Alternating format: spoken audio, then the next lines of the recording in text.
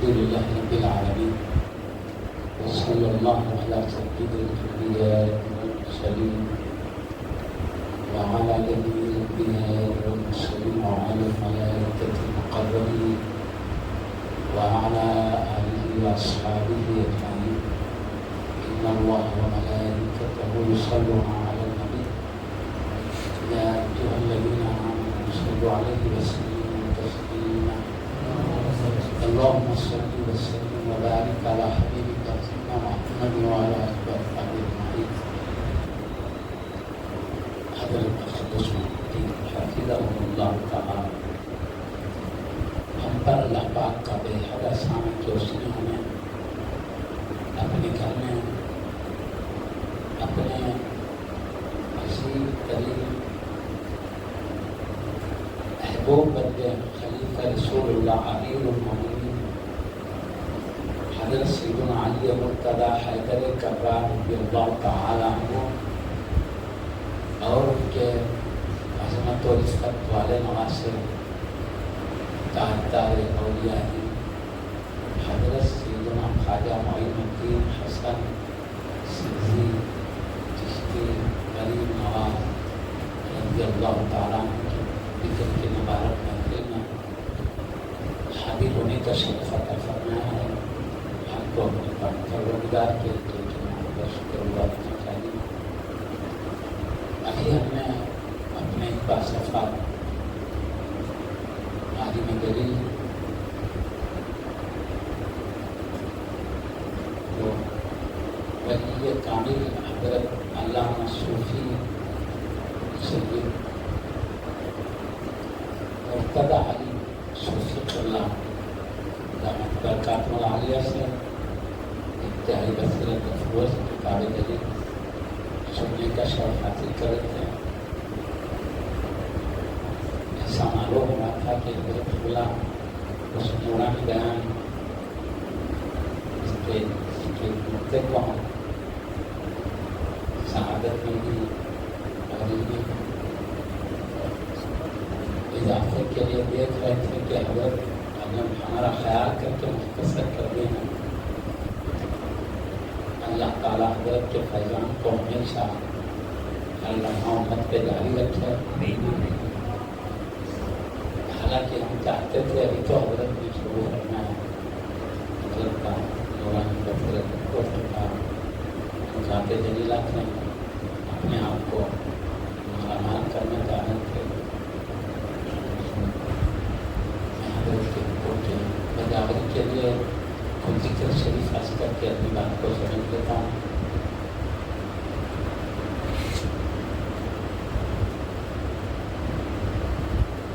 ہمارے دنیا میں آنے کا مقصد ہے اللہ کو راضی کرنا, اس کا قرب حاصل کرنا, چلے جانا, رابطہ حاصل کرنا. اس کے علاوہ دنیا میں اللہ نے دوسرے مقصد کے لیے نہیں بھیجا.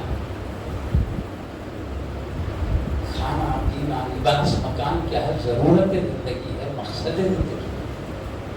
مقصد زندگی اللہ کو راضی کرنا, اس کا قرب حاصل کرنا. یہ دنیا کی زندگی کی بات کروں. کھانا پینا مقصد اس لیے نہیں ہے کہ سیدنا آدم علیہ السلام سیدہ حوا رضی اللہ عنہ کو اللہ نے جنت میں پیدا کیا, وہیں پوری اولاد پیدا کر دیتا تو ہو جاتا.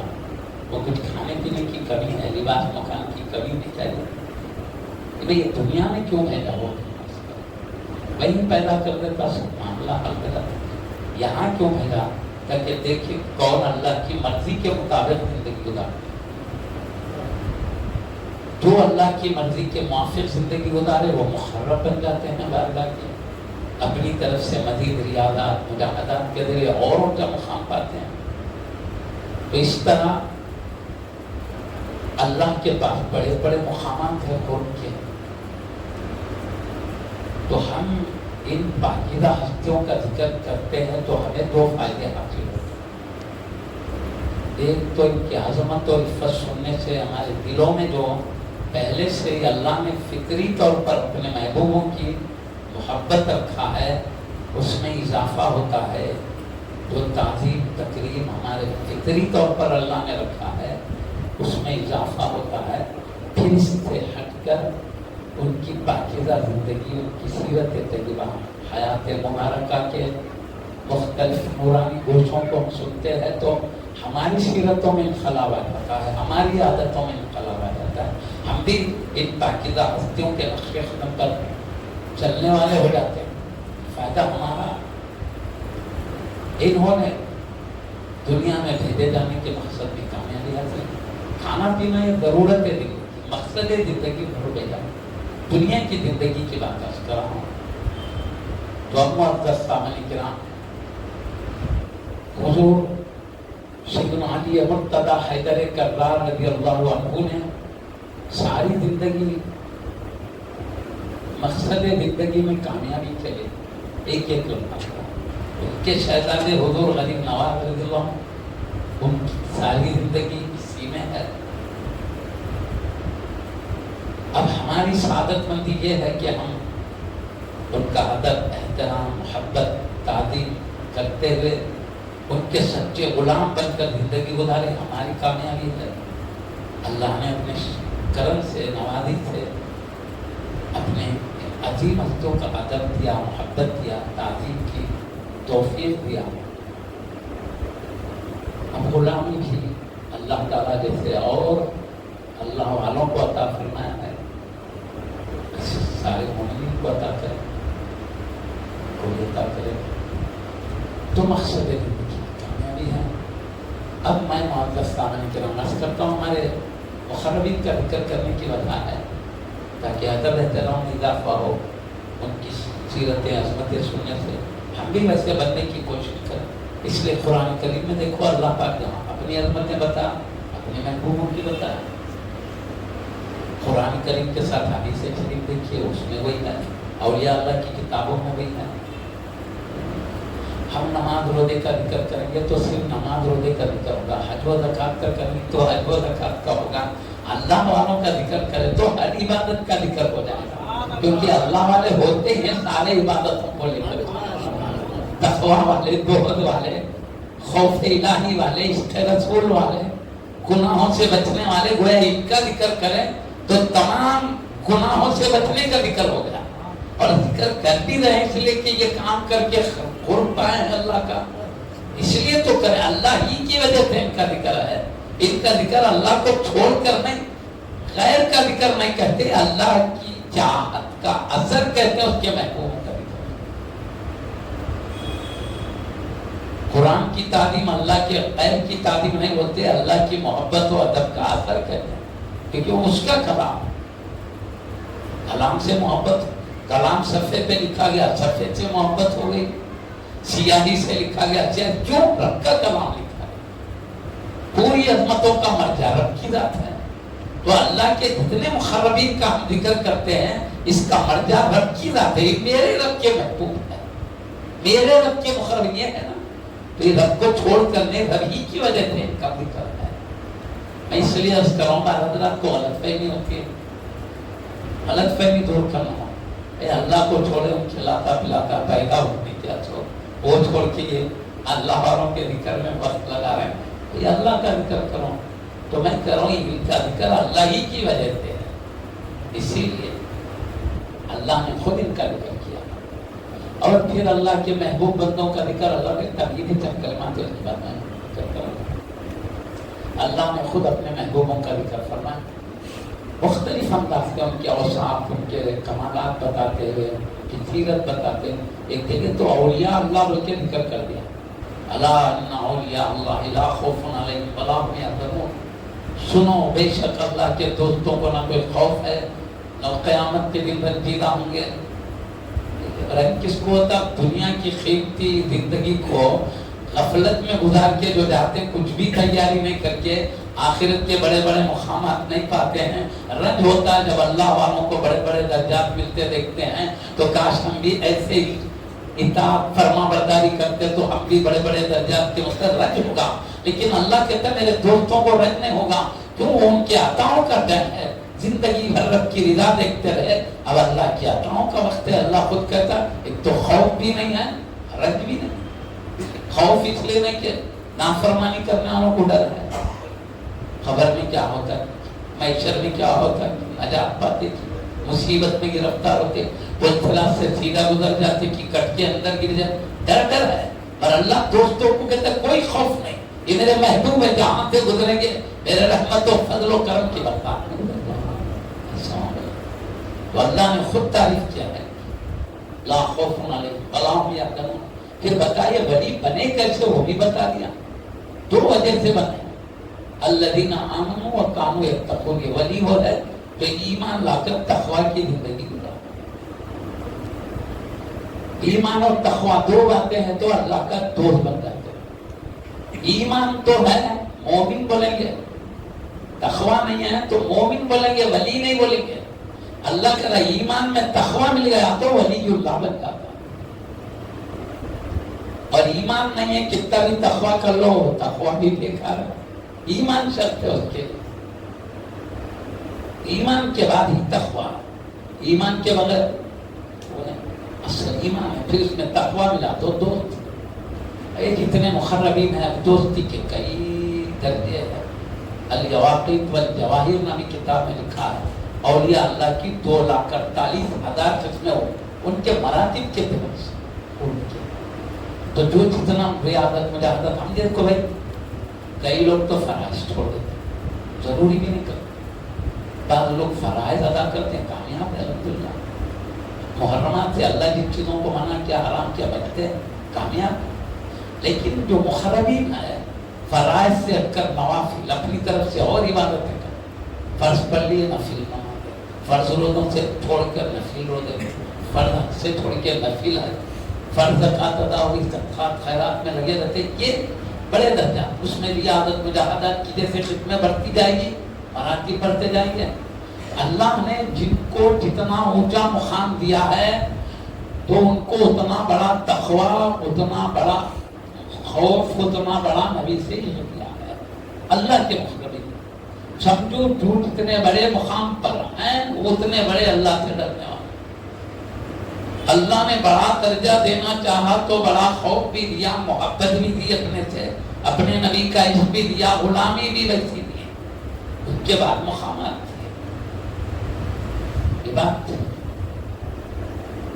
अल्लाह के पास अपने अपने कोशिशों के मुकामात में। खैर बहरहाल मुक़द्दस साहब के नाम, हम हर वली का जिक्र, हर महबूब का जिक्र करते हैं। जैसे उनके वफात शरीफ का दिन आता है और बात वस्तु विलायत पैदाइश का दिन आता है, ऐसा भी जिक्र करते हैं। तो रजबुल मुरज्जब का महीना क्या है? खलीफा रसूलुल्लाह अमीरुल मोमिनीन हज़रत सैयदना अली मुर्तज़ा हैदर कर्रार रज़ियल्लाहु अन्हु की विलादत बासआदत का महीना है। 13 रजब की विलादत बासआदत। आपकी विसाल शरीफ का महीना रमज़ान शरीफ है, ये विलादत शरीफ का। और आपके शहजादे हुजूर गरीब नवाज रज़ियल्लाहु अन्हु के विसाल शरीफ का महीना 6 रजब आपके विसाल का। तो दादा जान की विलादत, शहजादे की विसाल शरीफ, इसलिए रजब के महीने में दोनों का जिक्र कर सकते। ये पाकीज़ा हस्तियां हुए, हर लम्हा जिक्र करने के। हम जितना वक्त मिला करते रहना, ये हमारी सादतमंदी है। कम से कम उतना नहीं तो खास दिनों में तो करते रहना, ये है ऐसा। अरे हम देखो नमाजों में, हमारी नमाज नहीं होती जब तक कि हम अल्लाह वालों पे सलाम नहीं भेजते, और खास तौर पर अहले बैत की खिदमत में दुरूद नहीं भेजते थे। ये तो 5 वक्त चल रहा है। अल्लाहुम्मा सल्ली, दुरूद इब्राहिम है ना हमारा, अल्लाहुम्मा सल्ली अला सय्यिदिना मुहम्मद व अला आलि सय्यिदिना। अल्लाह नबी पे दुरूद भेज, उनकी आल पे दुरूद भेज। कमा सल्लैता अला सय्यिदिना इब्राहिम व अला आलि सय्यिदिना इब्राहिम, जैसे कि तूने इब्राहिम अलैहिस्सलाम की आल पर दुरूद भेजा। इन्नका हमीदुम मजीद, बेशक तू सराहा हुआ बुजुर्ग तरीन हस्ती है, कोई मिसल नहीं कर रहा, तेरी ये तारीफ है। अल्लाहुम्मा बारिक अला सय्यिदिना मुहम्मद व अला आलि सय्यिदिना।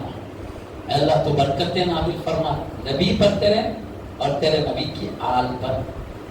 कमा बारकता अला सय्यिदिना इब्राहिम व अला आलि सय्यिदिना इब्राहिम, जैसे तूने बरकतें भेजा इब्राहिम अलैहिस्सलाम, उनकी आल पर बेशक तू सराहा हुआ, मजीद है बुजुर्ग तरीन।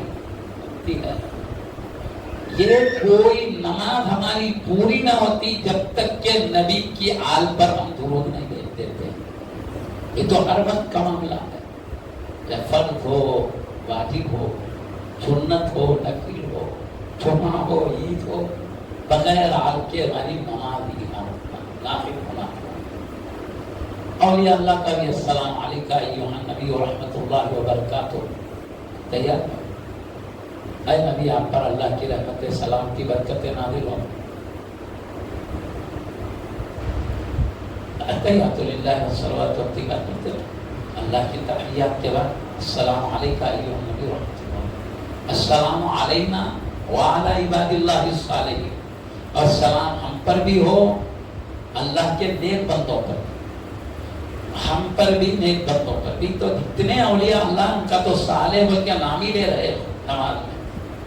نام ہم کو تو کیا کر رہے ہیں، ہم پر بول کے صالح نہیں بول رہے ہیں. پر صالح بولے تو اولیاء اللہ آ گئے، ہم بولے تو بن گئے گناہ گار. تو وہ گناہ گاروں کو پیارے نبی نے شب معراج میں کیا کیا تھا معلوم؟ اللہ نے سلام بھیجا تھا، ہے حبیب تم پر سلامتی ہو، میری رحمتیں ہے، میری برکتیں. دیکھا اللہ میرے اکیلے پہ بھیج رہا ہے. تو اللہ نے کیا کیا؟ السلام علینا وعلی عباد اللہ الصالحین. حبیب نے فرمایا سلام ہم پر بھی اور اللہ کے صالح بندوں پر بھی، یعنی نیک بندے. صالحین کا صالح بول کے نام لیا اب حبیب نے، اور گناہ گار نہیں بولا. اے اللہ مجھ پر بھی تیرے صالح اور گناہ گار بندوں پر نہیں، صالحین پر اور مجھ پر بولنے کی وجہ ہم پر کہا. مجھ پر بولا تو اکیلے مصطفیٰ ہوتے تھے، ہم پر کہا تو صالحین کو تو نام لے کے بیان کرے صالح بول کے. ابھی گناہ گاروں کو گناہ گار بولنا نہیں چاہتے حبیب اپنے رب کے دربار میں. ہم پر بول کے اپنی رحمت والی کمبل میں چھپا کے پیش کر رہے ہیں. ہم پر مجھے اکیلے پر نہیں، ہمارے ساتھ ہماری گناہ گار پر. تو دیکھو ہماری نماز پوری نہیں ہوتی صالحین پر سلام بھیجے بغیر، اولیاء اللہ پر. خود ان کے صدقے میں اپنے آپ پر سلام بھیج دے، آقا کے صدقے میں، ہے نا. تو ہم تو ہر وقت تھی، اس کے بغیر چارہ ہی نہیں ہے. اب سلام میں اہل بیت بھی شامل ہے، مگر صلات میں خاص اہل بیت ہے. یہ اللہ کی نوازش ہوتا ہے جسے چاہے نوازتے. کچھ ایسے احکام بھی ہے اللہ نے اہل بیت کو مستثنا رکھا ہے. زکات دولت ہے تو اہل بیت کو دے، دولت آئی ہے تو دینا فرض ہے، لیکن وہ حریم ہے تو زکات لے نہیں سکتے ہیں، نہیں لے سکتے. کیوں؟ پیارے نبی نے فرمایا زکات مال کا میل ہے. کیوں؟ زکات جس مال سے نہیں نکالی جاتی میلہ ہو جاتا. میلے کا مطلب کیا ہوا؟ پر جو کھاتے ہیں نا زکات کے بغیر وہ گندگی آ جاتی ہے مال، تو اس پر غذا کا اثر بدن پہ پڑتا ہے. جو خون بنتا ہے زکات نہیں نکلائی ہوئے مال سے، وہ خون میں سستی کاہلیت، عبادتوں میں شوق نہیں پیدا ہوتا، عبادتوں کا جذبہ نہیں پیدا ہوتا، وہ ایمانی جذبات ختم ہو جاتے ہیں کیونکہ میل ساتھ ہے، اس میں زکات نہیں نکلا. کپڑے میلے ہو تو دھو تو صاف ہو جاتے ہیں، بدن میلا ہوا تو سب پانی سے صابن سے صاف کرتے ہیں. مال بھی میلا ہوتا ہے، اس کی پاکیزگی دھونے سے نہیں ہوتی. سونا چاندی کو صابن رگڑ کے دھو تو پاک نہیں ہوتا، زکات نکالے تو پاک ہوتا ہے. دولت بھی ویسی پاک ہوتی ہے. اور زکات کے معنی پڑھنے کے بھی ہے. زکات نکالنے سے کھٹتا نہیں، لوگ ڈرتے ہیں، لیکن اللہ اس کو اور بناتا ہے. برکتیں اللہ راستے کھول دیتا ہے زکات نکالنے والوں. تو دو معنی ہے، پاک بھی ہوتا ہے، برکت بھی، کیونکہ اس میں زکات مال کا میل ہے، وہ جاتے مال پاک ہو رہا. اس کو حبیب نے میل کا کہا میری آل کو یہ زکات زیب نہیں دیتی کیونکہ مال کا میل ہے. پیارے نبی صلی اللہ علیہ وسلم نے ایک مرتبہ امام حسن رضی اللہ عنہ ایک صدقات کے کھجور آنے تھے. ایک کھجور چھوٹے لڑکے تھے، منہ میں ڈالے ٹھوکو ٹھوکو، کیونکہ یہ ہمارے لیے حلال نہیں ہے، ظاہر نہیں ہے، نکال کے. تو اس طرح خصوصیت کیا ہے بھائی؟ جس کو اجازت دے وہ مال ان کے حق میں درست ہے، پاک ہے. جن کے لیے نبی جائز ہے ان کے حق میں پاک. اب حبیب آل کو منع کر دیا، آل کا کھانا حرام ہے، ان کے لیے گندگی ہے. جن کے لیے جائز خراب نہیں ہوگا. تو میں کہنا چاہتا ہوں اہل بیت کی خوبی ہے. میں اس لیے عرض کر رہا ہوں حضرت سیدنا علی مرتضیٰ حیدر کرار رضی خاندان مرتضیٰ کے غریب نواز بھی پیدا ہے. پھر عیسائی سے ترین ہے آپ کے سامنے اور کیا عظمتوں کے دلوں میں جو محبت عظمت خصوصی بھی اللہ نے جو رکھا ہے خود ہی میں عرض کر رہا تھا. معزز سامعین کرام کتنے بھی غریب ہو جائے اہل بیت کو لینا نہیں ہے. بعض لوگ ہمدردی سمجھتے ہیں کہ بھائی سب کی تو مدد کریں اہل بیت کو چھوڑ رہے ہیں ان کو خدمت کریں. ارے دینا ہے تو ان کے لیے احتیاط ہے نذرانے ہے نہیں ہے لیکن پیارے نبی نے اس کو منع کر دیا. اب میں آپ کو عرض کروں شہادات کے لیے زکوٰۃ منع ہے لیکن جن کو جائز ہے ان کے حق میں پاک ہے وہ. شہادات کے حق میں گندا ہے وہ. مائل ہونے کے باوجود پیارے نبی نے امت کو وہ کھائیں تو درست ہے پاک ہے.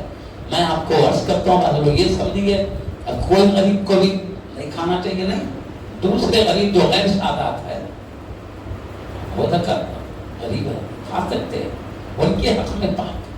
میں آپ کو عرض کر دیتا ہوں پیارے نبی محمد میں جلدی سے ذکر کرنا ہوں سب سے پہلے اہل بیت کی ایک اس پہلو کی طرف تھوڑا سا اشارہ کر کے میں گزر رہا ہوں. پیارے نبی صلی اللہ علیہ وسلم گھر میں تشریف لایا. اب پیارے نبی نے کہا کچھ کھانے کی چیز پیش کرو تو غالباً میں سلمہ رضی اللہ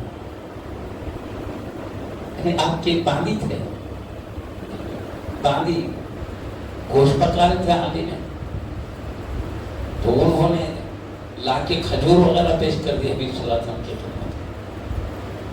تو پیارے نبی فرمائے کھجور پیش کرے پیارے نبی کچھ کھانے کی چیز لاؤ گے تو پیارے نبی بولے کیا ارشاد فرمائے تو میرے کو کھجور لا کے دے رہے ہیں. میں جب کہ دیکھ رہا ہوں ہنڈی جوش مار رہی ہے ہنڈی جوش مار رہی ہے اس میں گوشت پکڑا اور تم دیکھو تو خالی کھجور پہ اصل پیارے نبی کو دس دینا امت کو. بولے یا رسول اللہ صلی اللہ علیہ وسلم وہ صدقے کا مال ہے ہمیں صدقے کے طور پر ملا ہے وہ گوشت آپ کے لیے ناجائز ہے اس لیے ہم نہیں پیش کر رہے. تو پیارے نبی نے فرمایا لکی صدقۃ ولنا ہدیۃ. بولے وہ تمہارے لیے صدقہ ہے ہمارے لیے ہدیہ ہے. وہی چیز پیارے نبی کے باندی کے لیے ہے باندی تھے ان کے لیے درست ہے وہ لے کر حبیب کو پیش کریں ان کے لیے ہدیہ ہوا ان کی طرف سے. تو ایک ہی چیز ہے جب یہ لے کے دے رہے ہیں تو مصطفیٰ پاخرا دے رہے اس کو کیونکہ وہ مالک ہو گئے وہ حقدار ہیں زکوٰۃ صدقات کے. وہ لے کے حبیب کو دیں تو حبیب کہہ رہے ہمارے لیے. سمجھ گئے بات کو. ایک ہی چیز میں اس لیے بھی کر رہا ہوں کہ میں بولے بلکہ وہ شہادت کی فضیلت عظمت کے اظہار کے لیے ورنہ غریبوں کے لیے میں بھی اور کیا یہ نہیں سمجھے کچھ نقصان ہوتا ہے. بالکل حلال ہے اس سے کوئی فرق نہیں پڑتا دیگر اقوام کی طرح. جیسا کہ ایک ہی مال ہے صدقے کا لیکن ان کو صدقے کے طور پر گیا ان کے لیے جائز ہوا. پیارے نبی کو ان کی جانب سے ہدیہ کے طور پہ ملا آقا کے لیے درست. یہ کہنے کا مطلب خیر. تو یہ اہل بیت کرام کی خصوصیات میں کچھ ایسی باتیں حضرت سیدنا علی مرتضیٰ حیدر کرار رضی اللہ عنہ کو بس عظیم خصوصیات حاصل ہیں.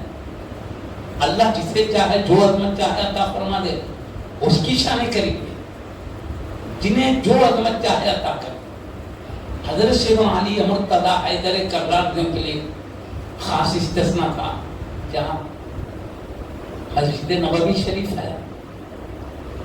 پیارے نبی نے فرمایا کوئی بھی غسل کی ضرورت ہے ایسے ٹائم کوئی بھی مسجد سے نہیں گزر سکتے ہیں. صرف مسجد سے اس حالت میں گزرنا میرے لیے درست ہے اور علی مرتضیٰ کے لیے خصوصیات یعنی کوئی نہیں گزر سکتا. جسے چاہے اللہ پاک جس عظمت کے ساتھ خاص کر لے صرف میں اور علی دونوں کے لیے درست ہے. باقی کسی کے لیے بھی غسل کی عادت ہوتے ہوئے مسجد سے گزرنا منع ہے. اس پر میں خصوصیات کا پتہ چلتا ہے. اللہ تعالیٰ نے مختلف پہلو حضرت کے رکھے. حضرت اللہ چاہتے تو وہاں فضا رحم کرتے رکھا، ورنہ حضرت صلی اللہ کے بیان کو آپ تفصیل سے سنتے رہتے ہیں. میں سعادت مندی کے حصول کے لیے ذکر کر کے، ورنہ اس لیے نہیں جانتے بلکہ سعادت مندی کے حصول کے لیے، تاکہ مخربین کا ذکر کرنے سے کیا ہے ہمارے گناہ مٹ جاتے ہیں. اللہ چاہے تو جو میں اضافہ فرما نوازش کرم ہو جاتی ہے. اس لیے میں ایک شعر بول دیتا ہوں، مخربین کا ذکر ایسا ہے مانتا، جیسے حضرت حسان ابن ثابت رضی اللہ عنہ پیارے نبی کی شان بیان کرتے تھے، کیونکہ پیارے نبی کی شان میں خلاف بولنے والے دو قسم کے تھے. ایک سیدھے سیدھے کلمات میں خلاف بولتے تھے، ایک شعروں کے ذریعے خلاف بولتے تھے. تو پیارے نبی جو شعروں کے ذریعے خلاف بولتے ان کے لیے شعراء صحابہ کو حکم دیتے تھے تم بھی شعروں کے ذریعے ہماری دفاع کیجیے. تو حضرت سیدنا جملہ 150 صحابہ رضی اللہ عنہ ایسے ہے اشعار کے ذریعے جو حبیب پاک کے اوپر ہونے والے اعتراضات اور اسلام کے خلاف ہونے والے اعتراضات کے جواب دیتے ہیں. ان میں سب سے زیادہ کثرت سے جواب دینے والوں میں حضرت سیدنا حسان ابن ثابت رضی اللہ عنہ. پیارے نبی بعد ہفتہ ممبر بٹھاتے تھے، مسجد نبوی کے ممبر پر آپ کو بٹھاتے تھے، بٹھا کے ہوتے تھے ہمارے خلاف ہونے والے اعتراض کے جواب دو. اشعار کے ذریعے اسلام کے خلاف اور حبیب پاک کے خلاف ہونے والے اشعار کا جواب دیتے تھے. جو بے ادبی اس کا منہ توڑ جواب دیتے تھے. تو کیا فرماتے پیارے نبی، اے حسان تم نے ہماری طرف سے دفاع کر کے تم بھی شفا پائے ہو، مومنین کو بھی شفا عطا کیا ہو. اور فرماتے ہیں حسان جب تک تم ہماری دفاع میں ہوتے ہو جبریل امین علیہ السلام تمہاری پشت پر تمہارے پیچھے کھڑے ہیں. سدرا کا مقام چھوڑ کے آپ کے پاس آتے تھے، کیوں؟ حبیب کا ذکر چل رہا ہے. جبریل امین علیہ السلام ملائکہ کے سلطان آ جاتے تھے. تو وہ مشہور صحابی جو عظمت بیان کرنے میں سب سے زیادہ آگے تھے صحابہ میں، تو آپ کا ایک شعر ہے. اب اتنا عظمت بیان کرتے تو کیا فرماتے معلوم؟ ما مدحت محمدا بمقالتی لیکن مدحت مقالتی بمحمد صلی اللہ علیہ وسلم. میں نے اپنے کلمات کے ذریعے پیارے نبی کی تعریف نہیں کیا ہے، بلکہ پیارے نبی کا نام لے کے میرے کلمات کو قابل تعریف بنا دیا ہے. یہی ہم کہتے ہیں ان پاکیزہ ہستیوں کا ذکر کر کے انہیں بلند نہیں کریں، ان بلند ہستیوں کا ذکر کر کے ہم اپنے آپ کو بلند کریں. یہ انداز ہے ہمارا، بس اس کے علاوہ ہو بھی کیا سکتا. ان کے سچے غلاموں کے ہم نالے تک نہیں پہنچ سکتے، تو وہ پاکیزہ ہوتے ہیں. تو میں حال معزز سامعین کرام، میں تھوڑا سا ذکر سعادت مندی کے لیے عرض کراؤں. حضرت سیدنا علی مرتضیٰ حیدر کرار رضی اللہ تعالیٰ عنہ آپ کی ولادت با شہادت پیارے نبی صلی اللہ علیہ وسلم کے اعلان نبوت سے 10 سال پہلے گویا پیارے نبی صلی اللہ علیہ وسلم نے اعلان نبوت کرا دنیاوی زندگی کے اعتبار سے 40 سال کی عمر. تو آپ پیارے نبی صلی اللہ علیہ وسلم کے ولادت کے 30 سال بعد پیدا ہوئے. اور بعد میں کم زیادہ بھی کہا گیا، اختلافات ہوتے ہو کیا ہو جاتا، کیا وجہ سے ہو جاتے، بڑے بڑے بزرگوں میں اختلافات ہوئے، پیدائش میں، وفات میں، وہ کیسا کیسا ہو جاتے ہیں، بہرحال ہوتے ہیں. اختلافات اور بھی ہیں آپ کی ولادت کے مسئلے میں، لیکن بہرحال جمہور ہے کہ 10 سال پہلے آپ کی ولادت ہوئی.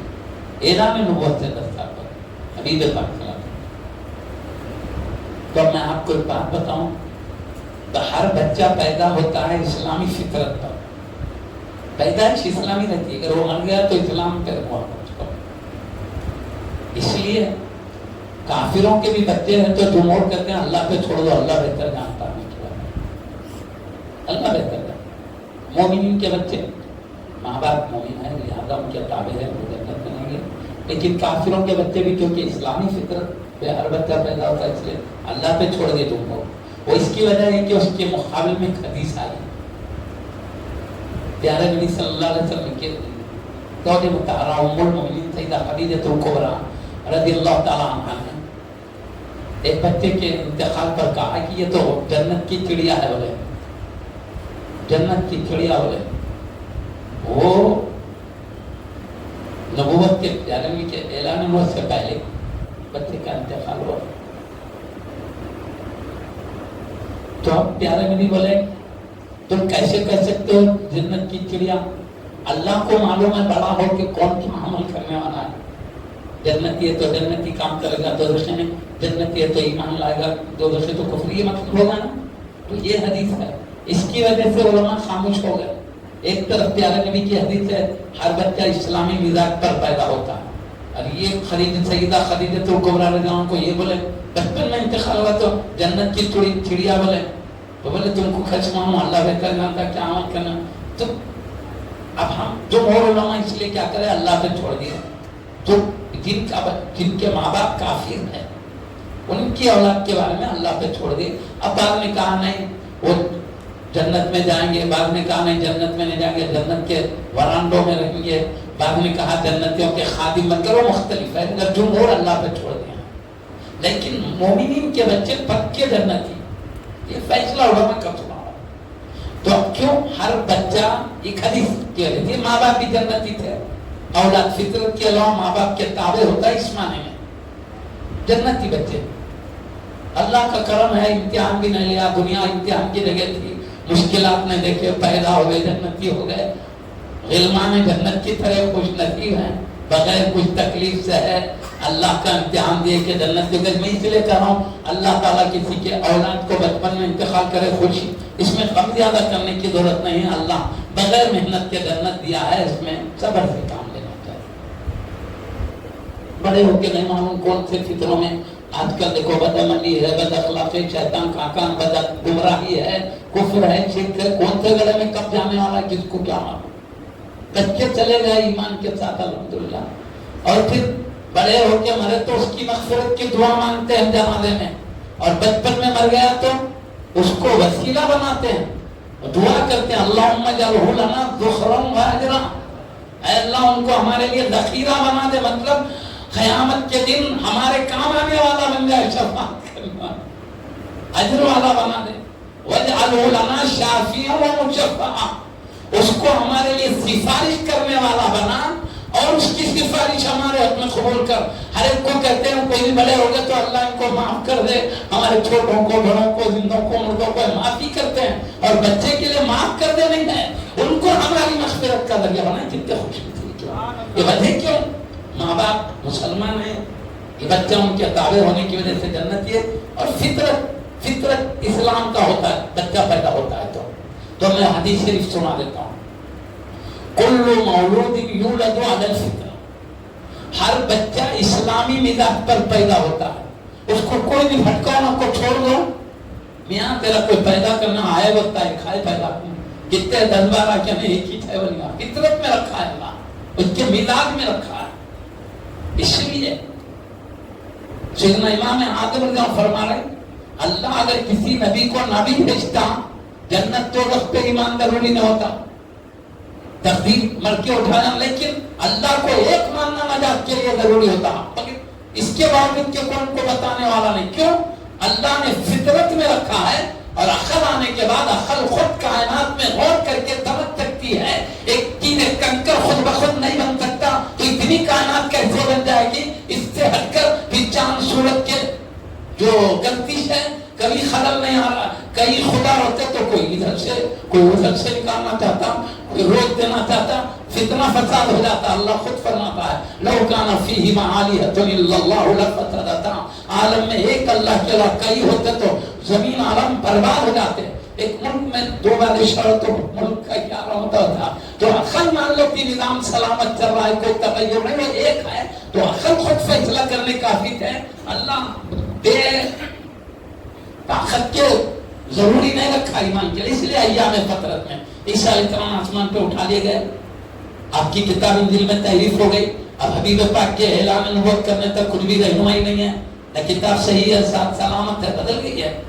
اللہ کا کون سا کلام بندے کا پتہ نہیں ہے، اور بتانے والے بھی نہیں ہیں. ایسے ٹائم پر نجات کے لیے اللہ کو ایک ماننا کافی ہے. ٹھیک ہے، حبیب آنے کے بعد پیارے نبی کے نبوت کے اعلان کے بعد نبی ماننا، آپ کے ہر حکم کو ماننا ضروری. اب اعلان نبوت کے بعد انکار کرے تو کافر ہوں گے. تو اب آپ سنیے، کل مولود یولد علی الفطرہ، ہر بچہ اسلامی مزاج پر پیدا ہوتا ہے. ابواہ یحودانہ و ینصرانہ و یمجسانہ، ماں باپ اس کو عیسائی بنا لیتے ہیں، ماں باپ یہودی بنا لیتے ہیں، ماں باپ مجوسی بنا لیتے ہیں، یہ بھٹکانے والے اس کو بھٹکاتے ہیں، ورنہ پیدائش فطری ایمان ہوتا ہے، یہ ہے۔ اب حضرت سیدنا علی مرتضی حیدر کرار رضی اللہ عنہ پیدا ہوئے، اسلامی مزاج پر پیدا ہوئے، اسلامی طبیعت پر پیدا ہوئے، ہے نا؟ اسلام سلامت ہے۔ آپ ایک لمحے کے لیے پیدا ہونے کے بعد کافر نہیں ہے، کیوں کافر کب ہوتے؟ عقل ہونے کے بعد۔ اپنی عقل اللہ دیا ہے، شعور آئیے، میں اللہ کو نہیں مانتا، دہریوں کی طرف زمین خود بخود پیدا ہو گئی، آسمان خود بخود، اس کا کوئی پیدا کرنے والا نہیں ہے، وہ پیدا کرنے والا ایک نہیں ہے، یہاں کفر ہوتا۔ لیکن آپ نے جب سے شعور سنبھالا ہے، اللہ کی وحدانیت کا انکار نہیں کیا، اللہ کے وجود کا انکار نہیں کیا، اب ایمان سلامت ہے۔ جب حبیب نے اعلان نبوت کیا، اب آپ انکار کرتے تو اب تک کا ایمان بیکار ہو جاتا، کافر ہو جاتے، لیکن جیسے ہی حبیب نے اعلان نبوت کیا، آپ نے مان لیا، تو پہلے سے ایمان سلامت تھا، اب مانتے ہی صحابیت کا مرتبہ بھی مل گیا۔ ایک لمحے کے لیے بھی آپ کے دامن تک کفر اور گمراہی نہیں پھیلی ہے، اور کبھی بھی آپ نے بت پرستی نہیں کی ہے۔ حد یہ ہے کہ آپ نے کبھی کوئی بدعملی، بد اخلاقی سرزد نہیں ہوئی ہے۔ اللہ نے یہ شان حضرت سیدنا علی مرتضی حیدر کرار رضی اللہ عنہ کو دیا، کیونکہ اعلان نبوت کے بعد نبی ماننا ضروری، نہیں مانے تو اب تک کبھی ایمان دائر ہو جاتا۔ اس لیے آپ کو کہتے ہیں سب سے پہلے ایمان لانے والے، اور کیونکہ بعض حدیثوں میں سب سے پہلے ایمان لانے والے سیدہ خدیجہ الکبریٰ رضی اللہ عنہا، بعد میں سب سے پہلے ایمان لانے والے سیدنا ابو بکر صدیق رضی اللہ عنہ، بعد میں سب سے پہلے ایمان لانے والے زید بن حارثہ رضی اللہ عنہ، اس میں یہ پہلے لانے والے، اس میں یہ پہلے ایمان لانے والے۔ امام اعظم ابو حنیفہ رضی اللہ عنہ نے کیا کیا معلوم؟ اطمینان خط کے لیے لوگ بے چین نہ ہو جائیں، پریشان، آخر کون تو بھی پہلے لائے، اس میں صدیق سیدنا علی مرتضی کا ذکر ہے، اس میں صدیق اکبر کا ذکر ہے، اس میں خدیجہ الکبریٰ، اس میں پیارے نبی کے غلام کا ذکر ہے۔ سیدنا امام اعظم رضی اللہ عنہ فیصلہ کیا کیا معلوم؟ یہ حدیث سب اپنی جگہ حق ہے، جس میں ذکر ہے صدیق اکبر رضی اللہ عنہ پہلے ایمان لائے، مطلب کیا؟ بڑوں میں، بڑے مردوں میں سب سے پہلے آپ نے ایمان لائے۔ خدیجہ الکبریٰ رضی اللہ عنہ نے ایمان لایا، مطلب عورتوں میں سب سے پہلے آپ نے ایمان لایا، غلاموں میں زید بن حارثہ رضی اللہ عنہ، اور بچوں میں سب سے پہلے ایمان علی مرتضی حیدر کرار۔ نکلا 10 سال پہلے بھی لاتا، اب جب آپ اعلان ہونا 10 سال کے تھے، 10 سال کی عمر میں حبیب پاک صلی اللہ علیہ وسلم نے اعلان کیا مان لیے، کم عمر میں ایمان لائے، بچوں میں سب سے پہلے ایمان لانے والے لکھا ہے۔ اور آپ کی ایک روایت ہے، خود سیدنا علی مرتضی حیدر کرار نے فرمایا، مختلف روایت، اس میں ایک یہ ہے، پیر کے دن حبیب پاک اعلان نبوت فرمانے کا حکم آیا، پیر کے دن اعلان نبوت کا، میں منگل کو آپ کی نبوت کو مان لیا، نبوت کے اعلان کا حکم پیر کو ہوا، منگل کو آیا۔ اس طرح ایمان، پہلے ایمان لانے والوں میں حضرت سیدنا علی مرتضی حیدر کرار کا بھی نام مبارک ہے۔ سیدنا امام اعظم جس طرح فرمایا، بچوں میں سب سے پہلے ایمان لانے والے حضرت سیدنا علی مرتضی حیدر کرار۔ اس طرح ہم اور کریں تو کبھی کفر و شرک تو آپ کے دامن تک جانے کی جرات ہی نہیں ہوئی، اڑائی نہیں وہاں پہ کر دو بار بھی، ہمیشہ سے مومن الحمدللہ اعلان نبوت کے وقت کی آپ نے کیا ہے۔ اور آپ کی امی جان، آپ کی امی جان فاطمہ بنت اسد ابن ہاشم، آپ کی امی فاطمہ، ان کے ابا اسد، ان کے ابا ہاشم، سادات کو ہاشمی کہتے ہیں، کیوں؟ ہاشم یہ پیارے نبی کے جد کریم ہیں، پیارے نبی کے ابا سیدنا عبداللہ رضی، ان کے ابا سیدنا عبد المطلب رضی، عبد المطلب رضی کے ابا ہاشم رضی اللہ عنہ، تو پیارے نبی بھی ہاشمی، آپ کی امی جان بھی ہاشمیہ، سیدنا علی رضی اللہ عنہ بھی ہاشمی، سیدنا علی کے ابا ابو طالب، ان کے ابا عبد المطلب، ان کے ابا ہاشم، یہ بھی ہاشمی، امی بھی ہاشمیہ، حبیب بھی ہاشمی۔ اس طرح یہ حبیب کے خاندان کے چشم و چراغ ہوئے۔ میں کہوں گا سارے خلفائے راشدین نبی کے گھرانے میں مل جاتے ہیں مگر اوپر جا کے ملتے ہیں. اوپر قریش ہے، اوپر کے دادا سب قریشی ہے. جتنے بھی خلفائے کرام ہیں، ابو صدیق، عمر فاروق اعظم، عثمان غنی رضی اللہ عنہ اجمعین، سب قریشی ہے. مگر سیدنا علی رضی اللہ عنہ ہاشم قریبی دادا اور آج قریش اوپر کے دادا. تو اس معنی میں دیکھو خاندان کے لحاظ سے دیکھو تو چاروں خلفاء میں خاندان کے اعتبار سے بڑا مرتبہ علی مرتضی رضی اللہ عنہ. سمجھ رہے ہیں؟ خاندان کے اعتبار سے. اب حبیب پاک کے خاندان کے قریب سے تعلق ہے. دیگر خلفاء اوپر، میں خاندان کے اعتبار سے کہتا ہوں، مرتبے کے اعتبار سے نہیں کہہ رہا ہوں، کیونکہ یہ تو جمہور عقیدہ اہل سنت کا ہے. ابھی حضرت اللہ نے فرما دیا خلافت جس ترتیب سے ہے فضیلت اس ترتیب سے. یہ ضروری نہیں ہے کہ خلیفہ پہلے ہے تو مرتبے میں بھی پہلے ہو، مگر اتفاق ایسا ہے کہ وہ بزرگوں نے فرمایا جو ترتیب خلافت کی ہے فضیلت بھی اسی ترتیب سے ہے. یعنی اتفاقی بات ہے، ہونا ضروری نہیں تھا کہ پہلے خلیفہ ہیں تو بڑے بھی آپ ہی ہوں. ایسا بھی ہو سکتا. دیکھو پیارے نبی بعد میں نبوت کا اعلان کرے، آدم علیہ السلام، نوح علیہ السلام سب پہلے کرے. پہلے کرنے والوں کا مرتبہ بعد میں ہے، بعد میں اعلان کرنے والوں کا بڑا مرتبہ پہلے ہے. خلافت پہلے کرنے سے مرتبہ پہلے ہونا ضروری نہیں تھا. اتفاقی بات یہ ہے جمہور علماء اہل سنت نے کہا ہے صدیق اکبر رضی اللہ عنہ تمام خلفاء میں افضل. خطبوں میں پڑھتے خطیب صاحب درود بھیجتے خود حبیب پاک صلی اللہ علیہ وسلم پہ اللہ درود بھیج، ان کے بعد خود افضل البشر بعد الانبیاء بالتحقیق سیدنا ابو بکر صدیق. تمام بشر میں افضل نبیوں کے بعد انبیاء کے بعد سارے بشر میں جو افضل ہے صدیق بھی تحقیق میں دلائل کی ہے.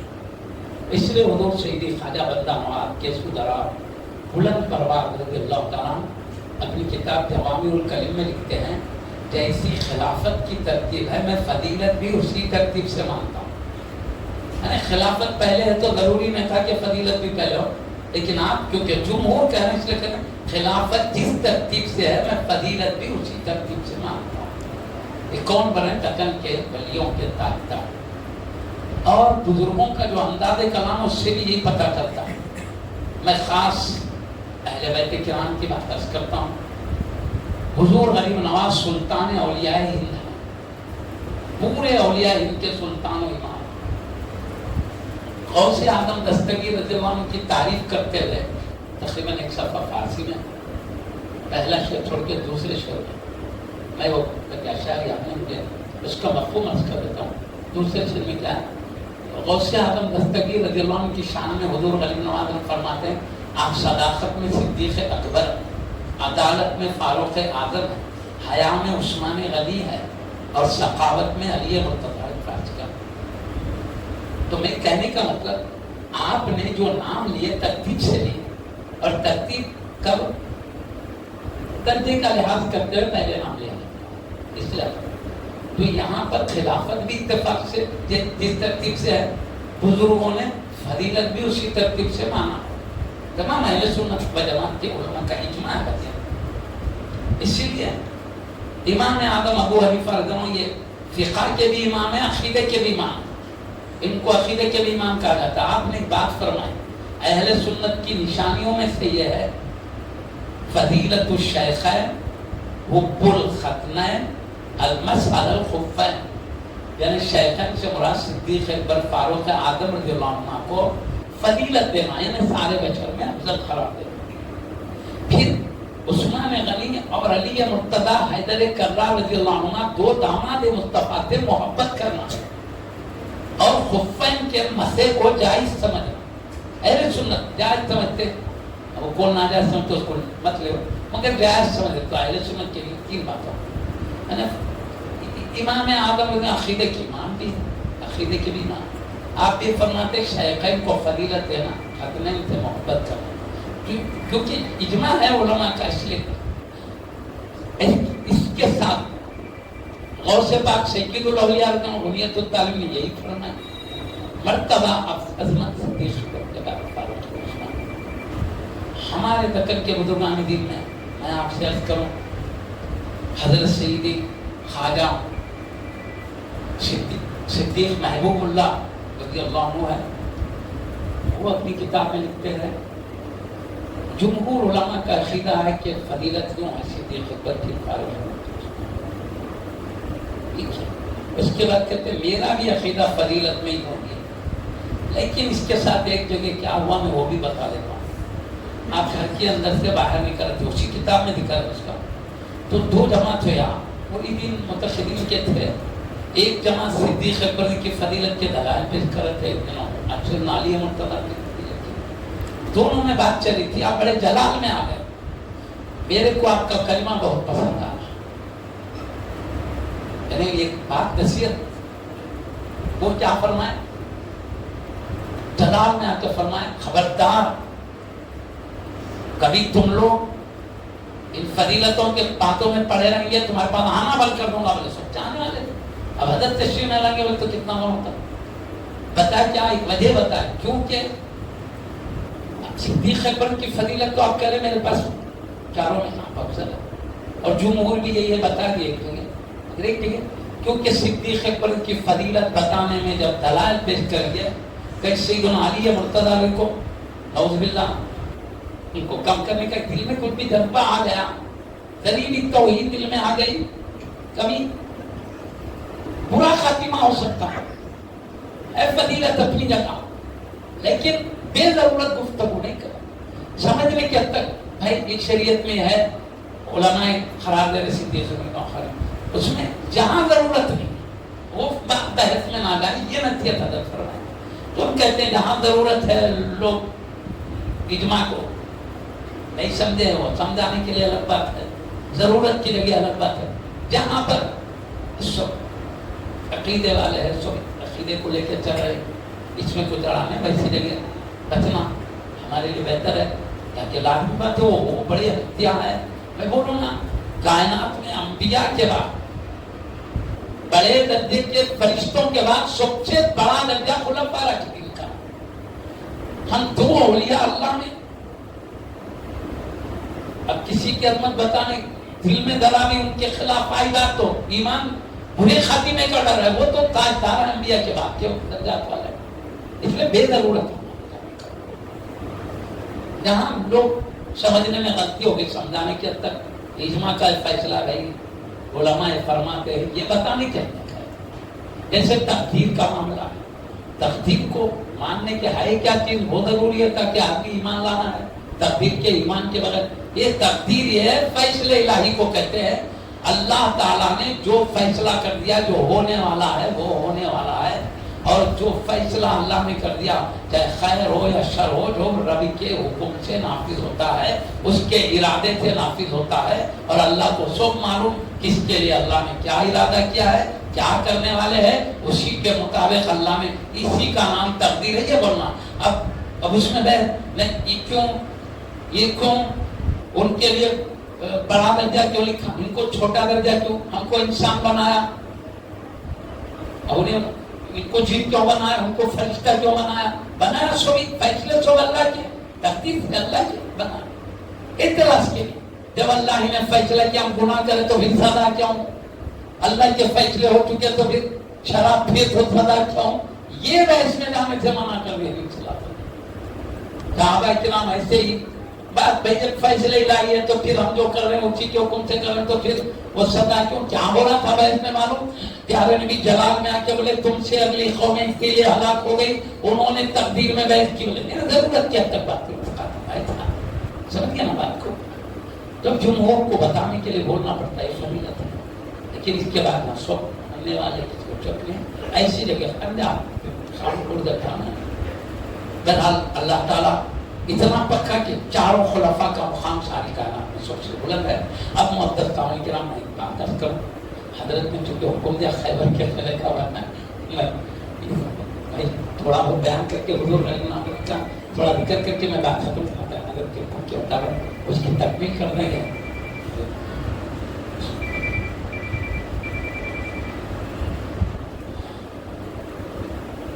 میں آپ کو بتاؤں خیبر کے قلعے کا مسئلہ ایسا ہوا، حضرت کیوں حضرت نے بنا کے یہ دیا بعد میں بند مت کرو بعد میں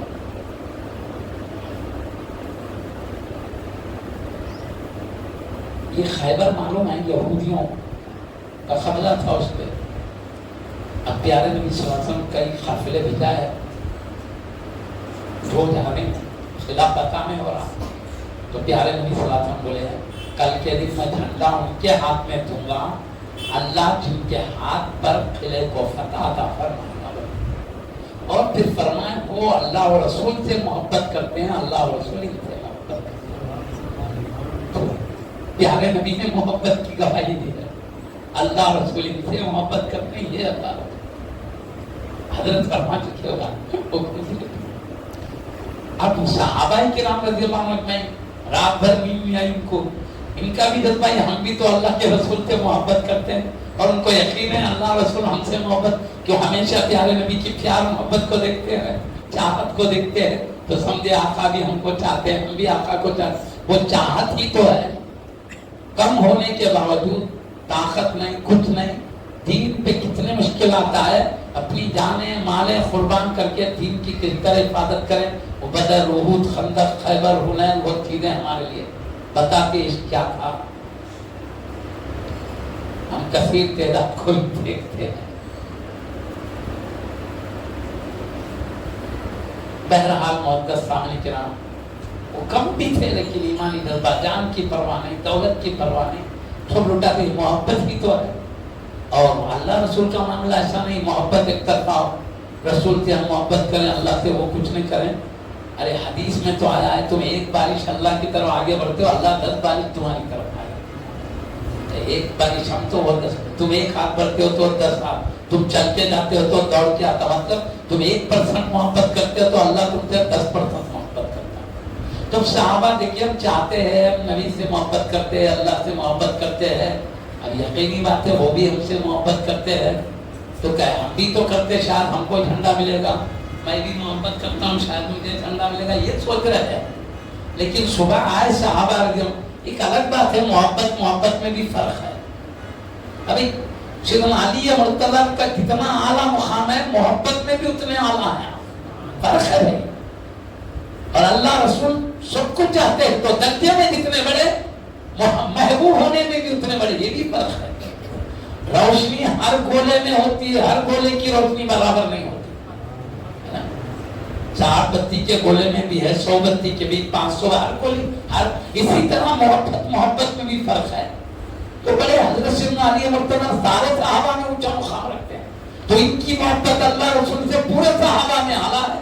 اب یہ اعلیٰ کو ہم اس نہیں کر سکتے. محبت اللہ رسول سارے صحابہ سے محبت کرتے ہیں، مگر سیدنا علی مرتضیٰ رضی اللہ عنہ خلفاء راشدین ہیں، ان سارے صحابہ میں سب سے زیادہ محبت ہے. سمجھے میری بات کو؟ فرق ہے. تو میں کیوں بولوں صحابہ بھی محبت کرتے ہیں، ضرور کرتے ہیں، یا بڑے درجے کی محبت درجے کے لحاظ سے اللہ محبت رکھا ہے، محبت کے لحاظ سے درجے رکھا ہے. ان اکرمکم عند اللہ اتقاکم، بڑے درجے والے جو تقویٰ میں تم میں بڑے. تقویٰ میں جتنا بڑے اللہ کے پاس میں اتنے بڑے. یہ محبت، عرفان، تقویٰ وغیرہ چیزیں ہیں. تو صحابہ تو ابتدا میں تھے، صبح گئے تو پیارے نبی صلی اللہ علیہ وسلم بولے کہاں ہے علی؟ نظر نہیں. بولے یا رسول اللہ ان کی آنکھوں میں درد ہو گیا ہے، آنکھوں میں چشم کی درد ہو گئی، اس لیے نہیں آتا. بولے بلا کے لاؤ.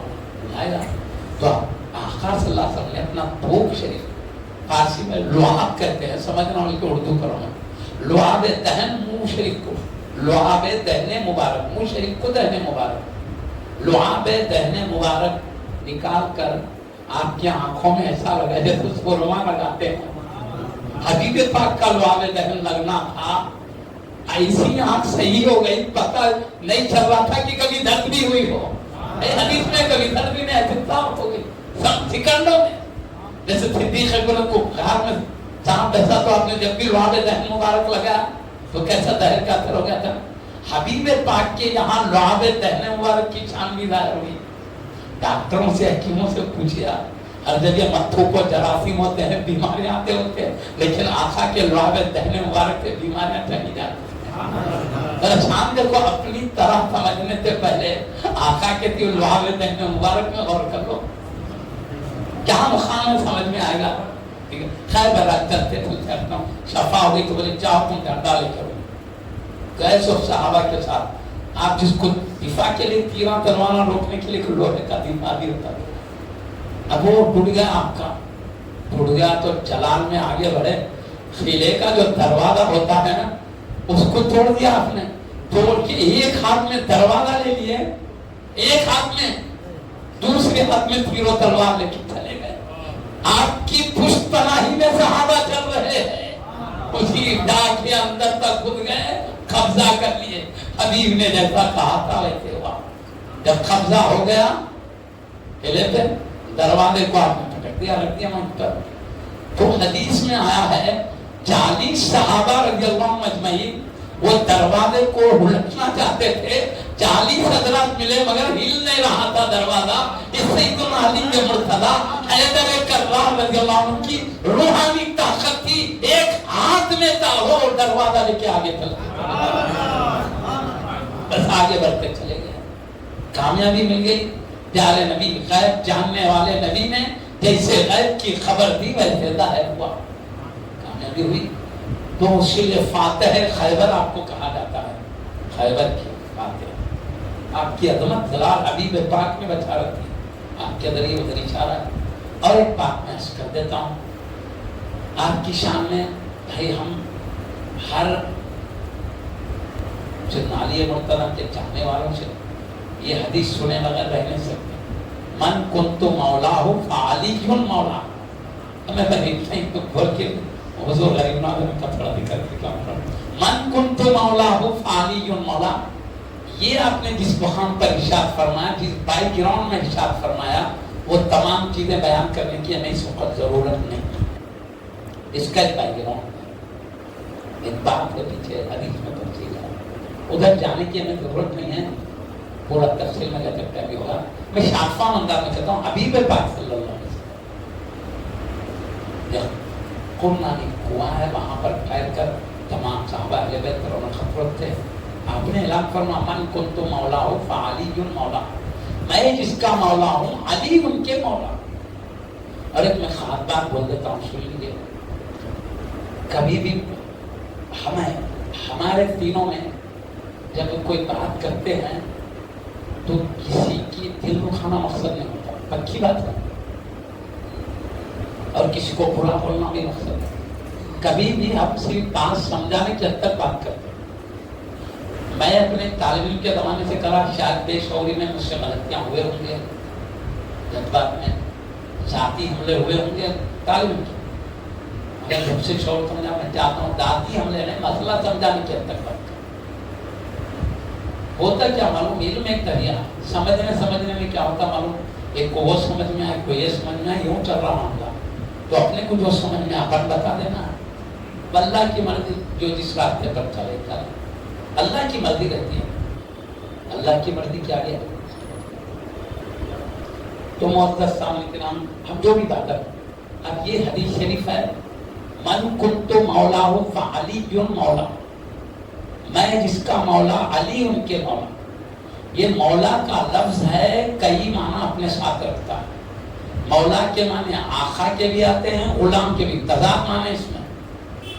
یہ تو غلام کا معنی تو یہ جمتا ہی نہیں. کیوں؟ یہاں آقا اپنی طرف منسوخ کیے ہیں، میں جس کا مولا. تو آقا پوری کائنات آقا کی غلام ہے، تو یہاں تو جمتا ہی نہیں غلام کا معنی. مولا کے معنی آتے ہیں سردار کے. اب دو متضاد معنوں میں جو جڑے گا تو سردار. اور دوسرا معنی ہے مددگار کے، مولا کے معنی. تیسرا معنی ہے دوست کے. اور آگے تک عبارت ہے من کنت مولا ہوں فعلی مولا فہذا علی. مختلف کلمات ہے حدیث شریف کے، اس میں کچھ کلمات ہیں. اب اللہ سے دعا کر رہے ہیں. اتنا حضرت سیدنا علی نے مرتضی کی شان تو بتا دیا. اب اللہ سے دعا کر رہے ہیں اللہم والی من والاہ وعادی من عاداہ. آگے کہتے ہیں اے اللہ تو اس سے محبت کر جو میرے علی سے محبت کرے گا. اللہ تو ان سے عداوت رکھ جو علی سے دشمنی رکھے گا. تو یہ دعا بتا رہی ہے مولا کے معنی دوست کے ہونا چاہیے، کیونکہ آگے دوستی کی بات چل رہی ہے. مطلب کیا؟ میں جس کا دوست علی ان کے دوست آئے. اب دوستی کی جڑ رہا نا اکثر، دوستی کی بات شروع سے آخر تک کیوں جڑتی ہے. میں جس کا دوست علی ان کے دوست آئے. اللہ جو علی کو دوست رکھے تو بھی انہیں دوست رکھ. اب دوستی جڑ رہی ہے یہاں پر کلمہ. اور جو ان سے دشمنی کرے تو ان سے دشمنی، کیونکہ دوستی کا اپوزٹ دشمنی ہوتی ہے. یہ دعا کے کلمات میں غور کرے تو پتہ چلا یا دوست کے معنی فٹ ہوتے ہیں. میں جس کا دوست علی ان کے دوست، تو مصطفیٰ ساری کائنات کے دوست ہیں، علی بھی ساری کائنات کے دوست ہیں. اب یہ کہنا صحیح ہے علی مرتضیٰ رضی اللہ عنہ مولا کائنات ہے، پوری کائنات کے دوست ہیں. پکی بات ہے، مولا کائنات پوری کائنات آپ دوست ہیں. میں جس کا دوست علی ان کے دوست، مصطفیٰ ساری کائنات کے دوست، علی بھی ساری کائنات کے دوست ہے. بالکل پکی بات ہے. حد یہ ہے کہ اللہ کے بھی دوست مصطفیٰ ہیں، علی مرتضیٰ کے دوست. بس پکی بات. اللہ بھی دوست، مصطفیٰ بھی دوست، انبیاء بھی دوست، ملائکہ بھی دوست، اولیاء افضال افتاب سب شہزادگان ہو، جتنے بھی کائنات کے اولیاء مومنین سب دوست. ان کے حضرت سیدنا علی مرتضیٰ حیدر کرار جہاں پیارے نبی کی دعائیں ہیں دوستوں کے لیے. اللہ تو ان کو دوست بنا لے. الحمدللہ تمام اہل سنت و جماعت سیدنا علی مرتضیٰ سے سچی اخلاص کے ساتھ محبت رکھتے ہیں. پیارے نبی کی دعا کی برکت سے اللہ تعالیٰ ان کی محبت کے صدقے میں ان کو بھی چاہتا ہے. کی بات بولا میں. اب میں آپ کو بتاؤں دوسرا معنی لے کے چلو. مولا کے معنی مددگار کے. یہ لوگ تو میں جن کا مددگار علی ان کے مددگار، یہ مانا لو. تو سیدنا علی مرتضیٰ پوری کائنات کے مددگار، پیارے نبی ساری کائنات کے مددگار ہیں. اس لیے علی مرتضیٰ نے بھی پیارے نبی کے ارشاد کے مطابق ساری کائنات کے مددگار ہوئے. کیسے؟ خلفاء راشدین کے تو مددگار تھے، خصوصاً حضرت سیدی شیخ الاسلام عارف باللہ حافظ محمد امام انوار اللہ شاہ فاروقی بانی جامعہ نظامیہ علیہ رحمت و رضوان نے اپنی کتاب میں لکھا ہے. کیا؟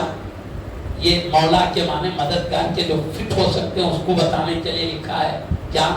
حضرت سیدنا علی مرتضیٰ حیدر کرار رضی اللہ عنہ نے صدیق اکبر رضی اللہ عنہ کے زمانے میں بہترین مشوروں کے ذریعے صدیق اکبر رضی اللہ عنہ کی بھی مدد کی ہے. فاروق اعظم رضی اللہ عنہ کے زمانے میں بہترین مشوروں کے ذریعے ان کی بھی مدد کی ہے. حضرت سیدنا عثمان غنی ذو النورین رضی اللہ عنہ کے زمانے میں آپ کی بھی. بعد میں خیر سبائی فتنہ اٹھا اور سازش ہوئی، آپ خود پریشان تھے. میں اس میں گہرائی میں جاؤ تو میں بہت باتیں پڑھاؤں. خود حضرت سیدنا علی رضی اللہ عنہ پریشان تھے. سازش ویسی ہوئی تھی.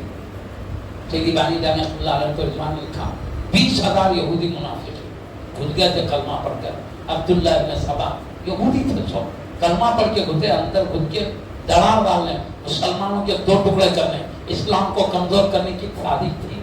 مصر کو انہوں نے عبداللہ ابن سبا اڈا بنایا. جب سیدنا عثمان غنی ذو النورین رضی اللہ عنہ کو شہید کیا گیا، حضرت سیدنا علی مرتضیٰ آپ کی جگہ خلیفہ بنے. آپ کی ذمہ داری اسلامی یہ تھی کہ قاتل کا بدلہ قتل کر دے، لیکن آپ بدلہ لینا چاہتے تھے تو سیدی بانی جامعہ علیہ رضوان نے جو لکھا ہے، کیونکہ حبیب پاک نے آپ کو ہماری رہنمائی کے لیے رقم بھیجا. آپ فرماتے ہیں، آپ کہتے کس نے شہید کیا؟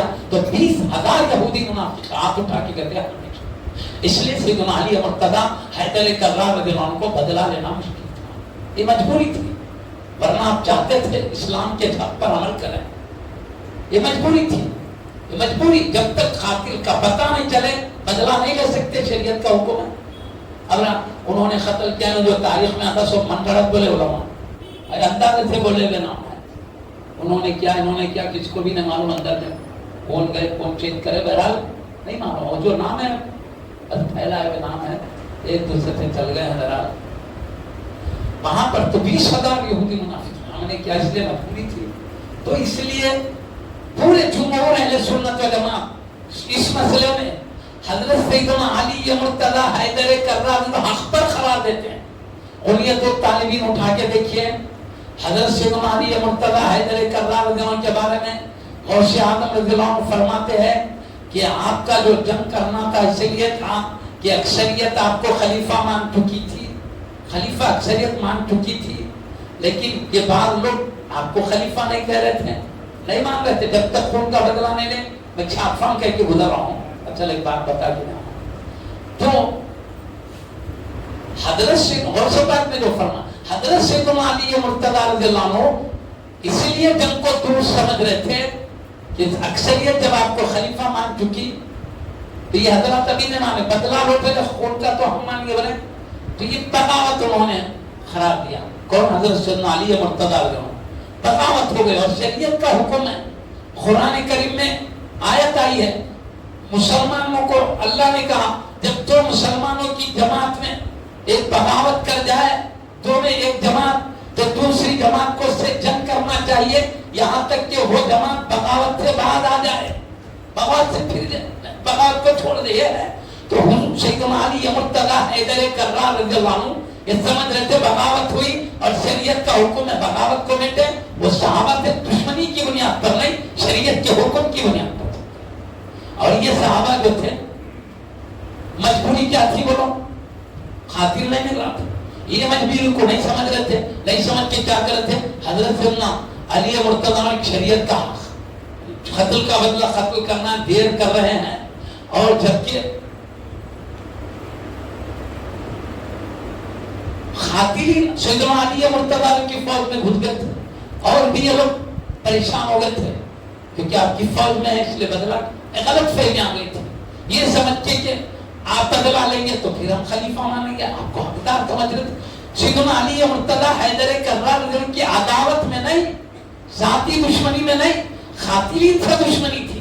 سیدی بانی جامع اللہ نے لکھا، میں ایک بات کی بہت جلدی آگے بڑھ رہا ہوں، حضرت نے لکھا ہے عثمان غنی پہ جو ظلم ہوا وہ لکھے، لکھ کر آپ کی فضیلت جو ہے وہ لکھے، لکھ کر بتا اتنی بڑی ہستی کو اتنے بڑے ظلم سے شہید کیا گیا، خون کا بدلہ مانگنا ایک فطری بات تھی، بس مطلب آ جاتا نہیں دیکھ ایک بچے کیا کہ اس کا کچھ ہو رہتا گر جاتا تو لوگ بس والے کو غصہ کرتے مارتے بچے بچ جلا دیتے کیا کیا کرتے، حالانکہ بس والے کا کوئی کچھ نہیں آ یا تو جانتے بوجھتے آپ کا احاطہ کر کے ظلم کے ساتھ حتیٰ کہ پانی ختم ہوگا آپ اعلان کریں تو کوئی پانی نہیں پہنچا۔ خود حضرت سیدنا علی مرتضی کو اتنی مشکل ہوئی، اب ایک بڑی مشکل سے ایک مشکل آپ پہنچا سکے بڑے تکالیف کے ساتھ، بولے سیرت میں لکھا بہرحال بہت مشکلات کا معاملہ تھا، تو اتنی بڑی شدت کے تکلیف کے ساتھ شہید کیا گیا، اتنی بڑی ہستی کو جذبات تھے وہ، تو اسی لیے بانی جامع خلل کی جذبات تھے، اسی لیے خون کا بدلہ لو جذبات، ورنہ سیدنا علی مرتضی کی اعلیٰ درجے کی عظمت ان میں تھی، وہ عظمت جو صحابہ کے دلوں میں تھی، خود امیر معاویہ نے جو شان بیان کیا وہ اپنی جگہ ہے، میں کو اس کو بتانا نہیں ہے، لیکن جذبات کیا تھے؟ قاتلین پہ تھے۔ سیدنا علی کو یہ کہتے تھے کیونکہ آپ بڑے ہیں، آپ کو حق ہے بدلہ لینے کا، اس لیے آپ کو بدلہ نہیں ملے، لیکن بعد میں جب ان کے ہاتھ میں حکومت ہے جب پتا چلا کہ آمد پوری تھی حضرت کی، لیکن اب تو سمجھ رہے تھے مجبوری کو نہیں سمجھ رہے تھے، بدلے کو جب آئے تو پتا چلا وہ کیسے گم ہو گئے، خیر بڑا لمبا معاملہ ہے۔ تو غوث پاک فرماتے ہیں کیا ان امیر معاویہ بھی اجتہاد کر رہے تھے، وہ یہ دیکھ رہے تھے کہ شہید کیا گیا، بدلہ خون کا لینا شریعت کا حق ہے، وہ بھی یہ کہہ رہے تھے ہم شریعت کا تو حق مانگ رہے ہیں، بہرحال یہ بھی اجتہاد پہ تھے، یہ بھی اجتہاد پہ تھے، لیکن سیدنا علی مرتضی حق پر تھے، ان سے اجتہادی خطا ہو رہی تھی، یہ بولے دونوں کا احترام ضروری ہے، درد یہ کیوں ذاتی دشمنی میں نہیں، دینی جذبے میں لڑائی۔ خیر میں شاعفان عرض کراؤں، حضرت سیدنا علی مرتضی حیدر کرار رضی اللہ تعالی عنہ عثمان غنی کو جو مشورہ دیتے تھے، مدد کرتے تھے، وہ بتایا۔ اب یہ ہوا وہ منافقین کی کثرت ان کی سازش کی وجہ سے ہوا، اس میں تو سبھی مشکل تھے، ورنہ ہر ایک خلیفہ کو آپ مشورہ دیے، اور جہاں تک یہ فتنہ نہیں ہوا تھا برابر سکون سے چلتی رہی حکومتیں خلفائے کرام۔ یہ حضرت سیدی بانی جامع خلل فرما رہے ہیں، ان حضرات کو مشورہ کون دیتے تھے؟ سیدنا علی مرتضی نے۔ تو اس طرح من کنت مولا فعلی المولا کا مطلب ہوا میں جس کا مددگار، علی ان کے مددگار، پیارے نبی ساری امت کے مددگار ہے، علی مرتضی حیدر کرار رضی اللہ عنہ بھی ساری امت کے مددگار ہے، حتیٰ کہ خلفاء راشدین کی بھی آپ نے مدد کی۔ خود حضرت سیدنا علی مرتضی رضی اللہ عنہ سے ایک بار پوچھا گیا، کیا بات ہے صدیق اکبر فاروق اعظم رضی اللہ عنہ کے زمانے میں یہ فتنے نہیں ہوئے، آپ کے زمانے میں کیا ہے فتنے؟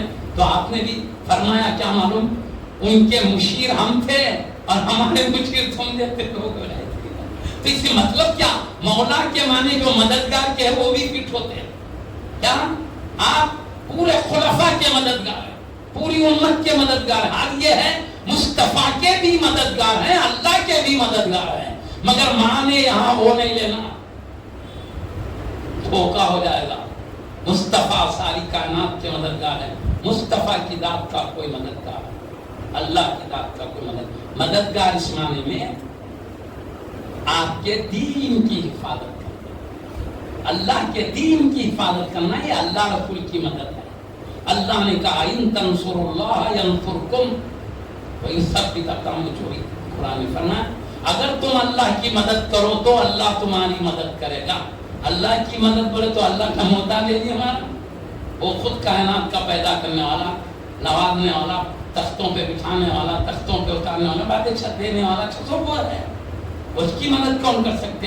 امتحان ہے، آزمائش ہے. تم میرے دین کو میٹا جا رہا ہے، تم آگے بڑھ کے بتاؤ تاکہ بڑے درجے پا سکو. ہم کو نوازنے کے لیے اس کا نام دین کی مدد کا نام اللہ کی مدد رکھا. فَفِرُّوا إِلَى اللَّهِ، اللہ کی طرف دوڑو. کیا بات؟ اللہ کسی محل میں کسی جگہ میں رہتا کیا دوڑنے؟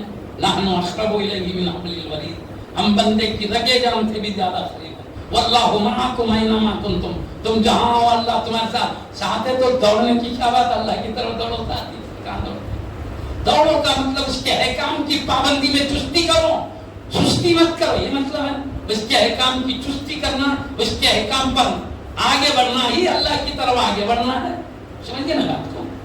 تو اس طرح سیدنا علی مرتضیٰ رضی اللہ عنہ اللہ کے بھی مددگار ہے، مصطفیٰ کے بھی. ہر حکم پہ آپ لبیک کہیں. جان کی قربانی کی بات آئی، مال کی قربانی، کہاں کہاں آپ پیچھے رہے بولو؟ ہر جگہ.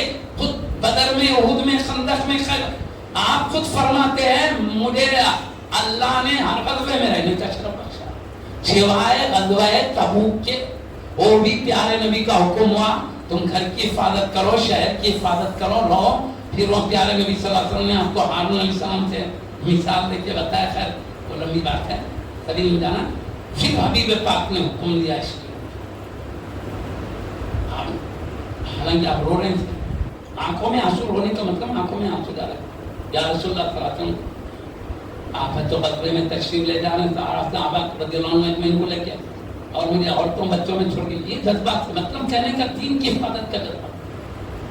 تو پیارے نبی بولے نہیں حضرت فرما چکے ہیں اوپر، کیا تم اس سے خوش نہ ہو کہ تمہارے پاس میرے پاس ایسا مرتبہ ہے جیسے ہارون علیہ السلام کا موسیٰ علیہ السلام کے پاس تھا. جیسے اس میں بائی گراؤنڈ یہ ہے کہ حضرت موسیٰ کلیم اللہ علیہ السلام کوہ طور پہ جا رہے تھے بنی اسرائیل کے 70 بڑے بڑے لوگوں کو لے کر کے. اور بولے نے اللہ کو دیکھے بغیر اللہ کو نہیں مانتے. بولے تو میں تو دعا کروں گا بھائی، دیکھ سکتے نہیں دیکھ سکتے تمہاری طاقت کی بات ہے. اب تم بول رہے ہیں تو چلو کہ کوہ طور پہ لگتے ہیں. وہاں پہ تجلی اللہ نے ڈالا تو کوہ طور جل گیا. موسیٰ علیہ السلام بے وقت ہو گئے، پھر ان کو تو ہوا بھی نہیں لگی، سب مری گئے، ختم، پورے مر گئے 70 کے 70. تو اب کیا ہوا؟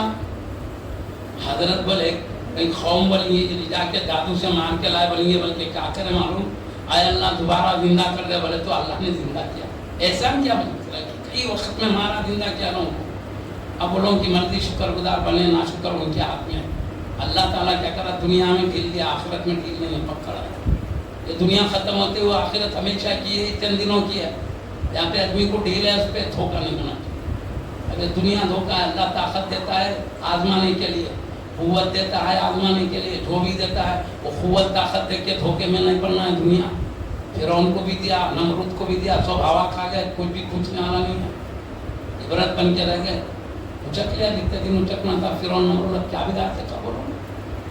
خیر بہرحال طاقت تو ایسے ہی موسیٰ علیہ السلام کو نہیں مانتے. بولے لگ گئے تو بے مر گئے تو دعا کرے تو زندہ ہوئے.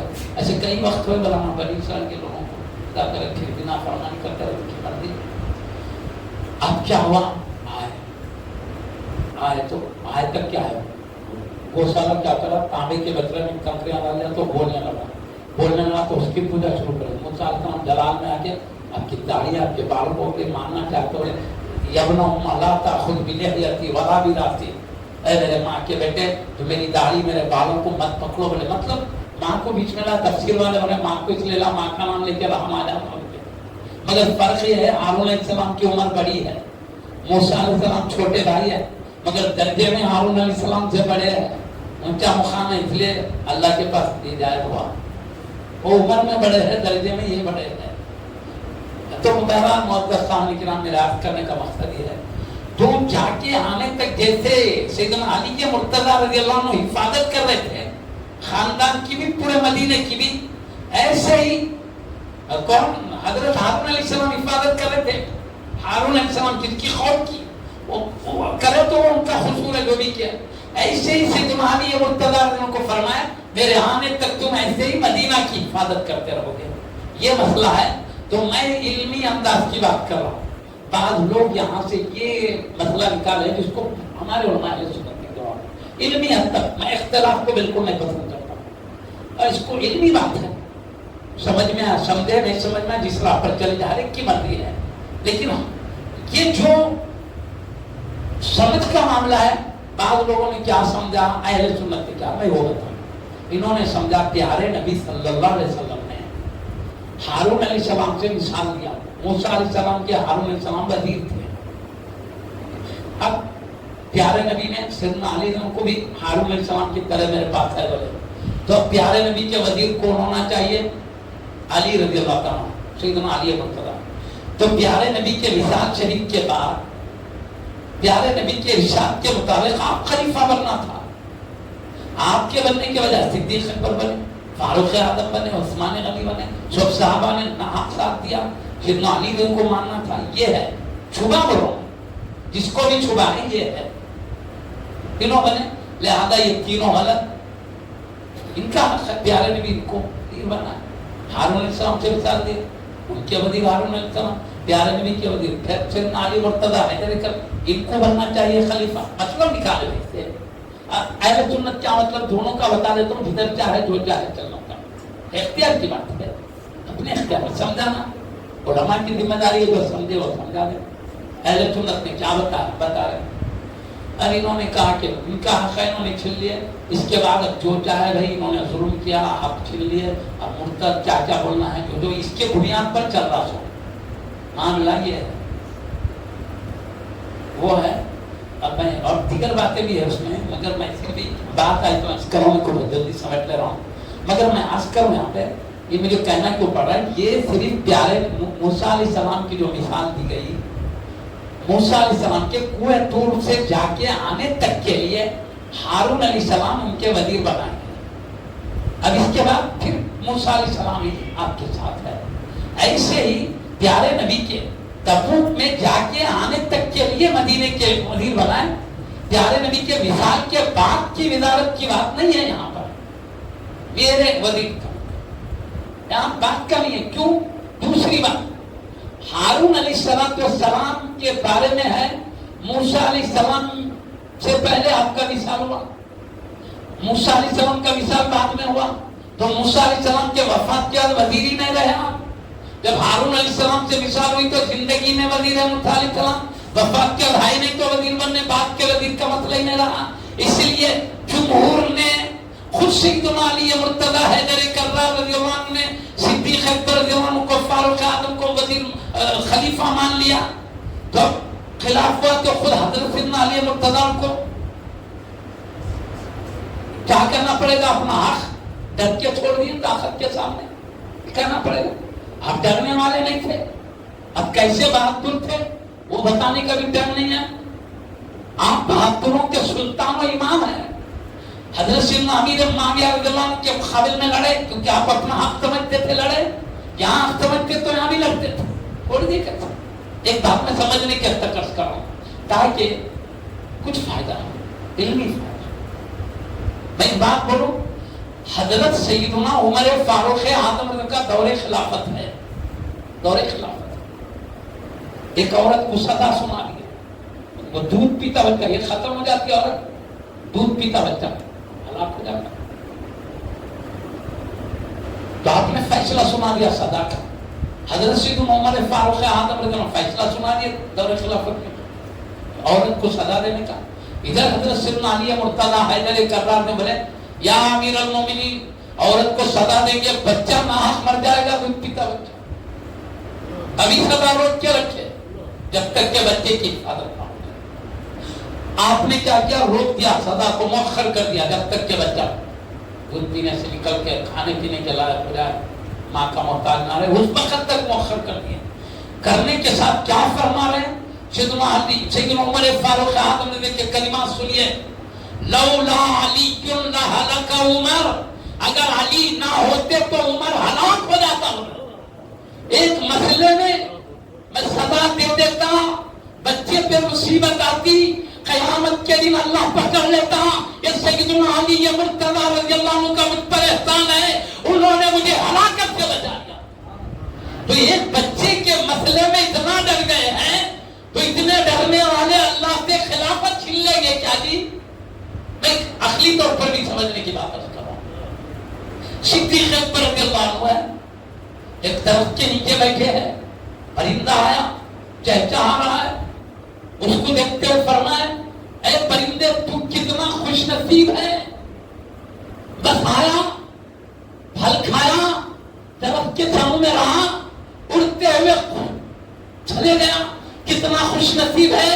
ابو بکر کو انتقال کے بعد اٹھنا ہے, محشر کے میدان میں جواب دینا ہے. پیارے نبی نام لے کے کہتے ہیں ابو بکر جنتی, عمر فاروق اعظم کو یہ جنتی, عثمان غنی جنتی, علی مرتضی جنتی, طلحہ و زبیر جنتی, سعد و سعید جنتی, عبد الرحمن ابن عوف, ابو عبیدہ ابن, نام لے لے کے جنتی کہہ رہے ہیں. مگر اس کے باوجود ڈر کا یہ عالم ہے, خوف کا یہ عالم ہے. اللہ کے اتنے ڈرنے والے کیا خلافت کو غصب کر سکتے ہیں؟ عقلی طور پر بھی سوچو. میں صرف سمجھنے کی حد تک اور علمی بات کر رہا ہوں.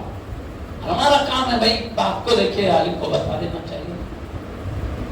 پھر دوسری بات کہوں میں, پیارے نبی نے کیا کہا, خیر القرون قرنی, سب سے بہترین زمانہ میرا, اس کے بعد اس سے لگاؤ, اس کے بعد پھر برائیاں ہوں گی, یہاں تک پھیلے گی. یہود میں جتنے برائیاں تھے میری امت میں ہیں.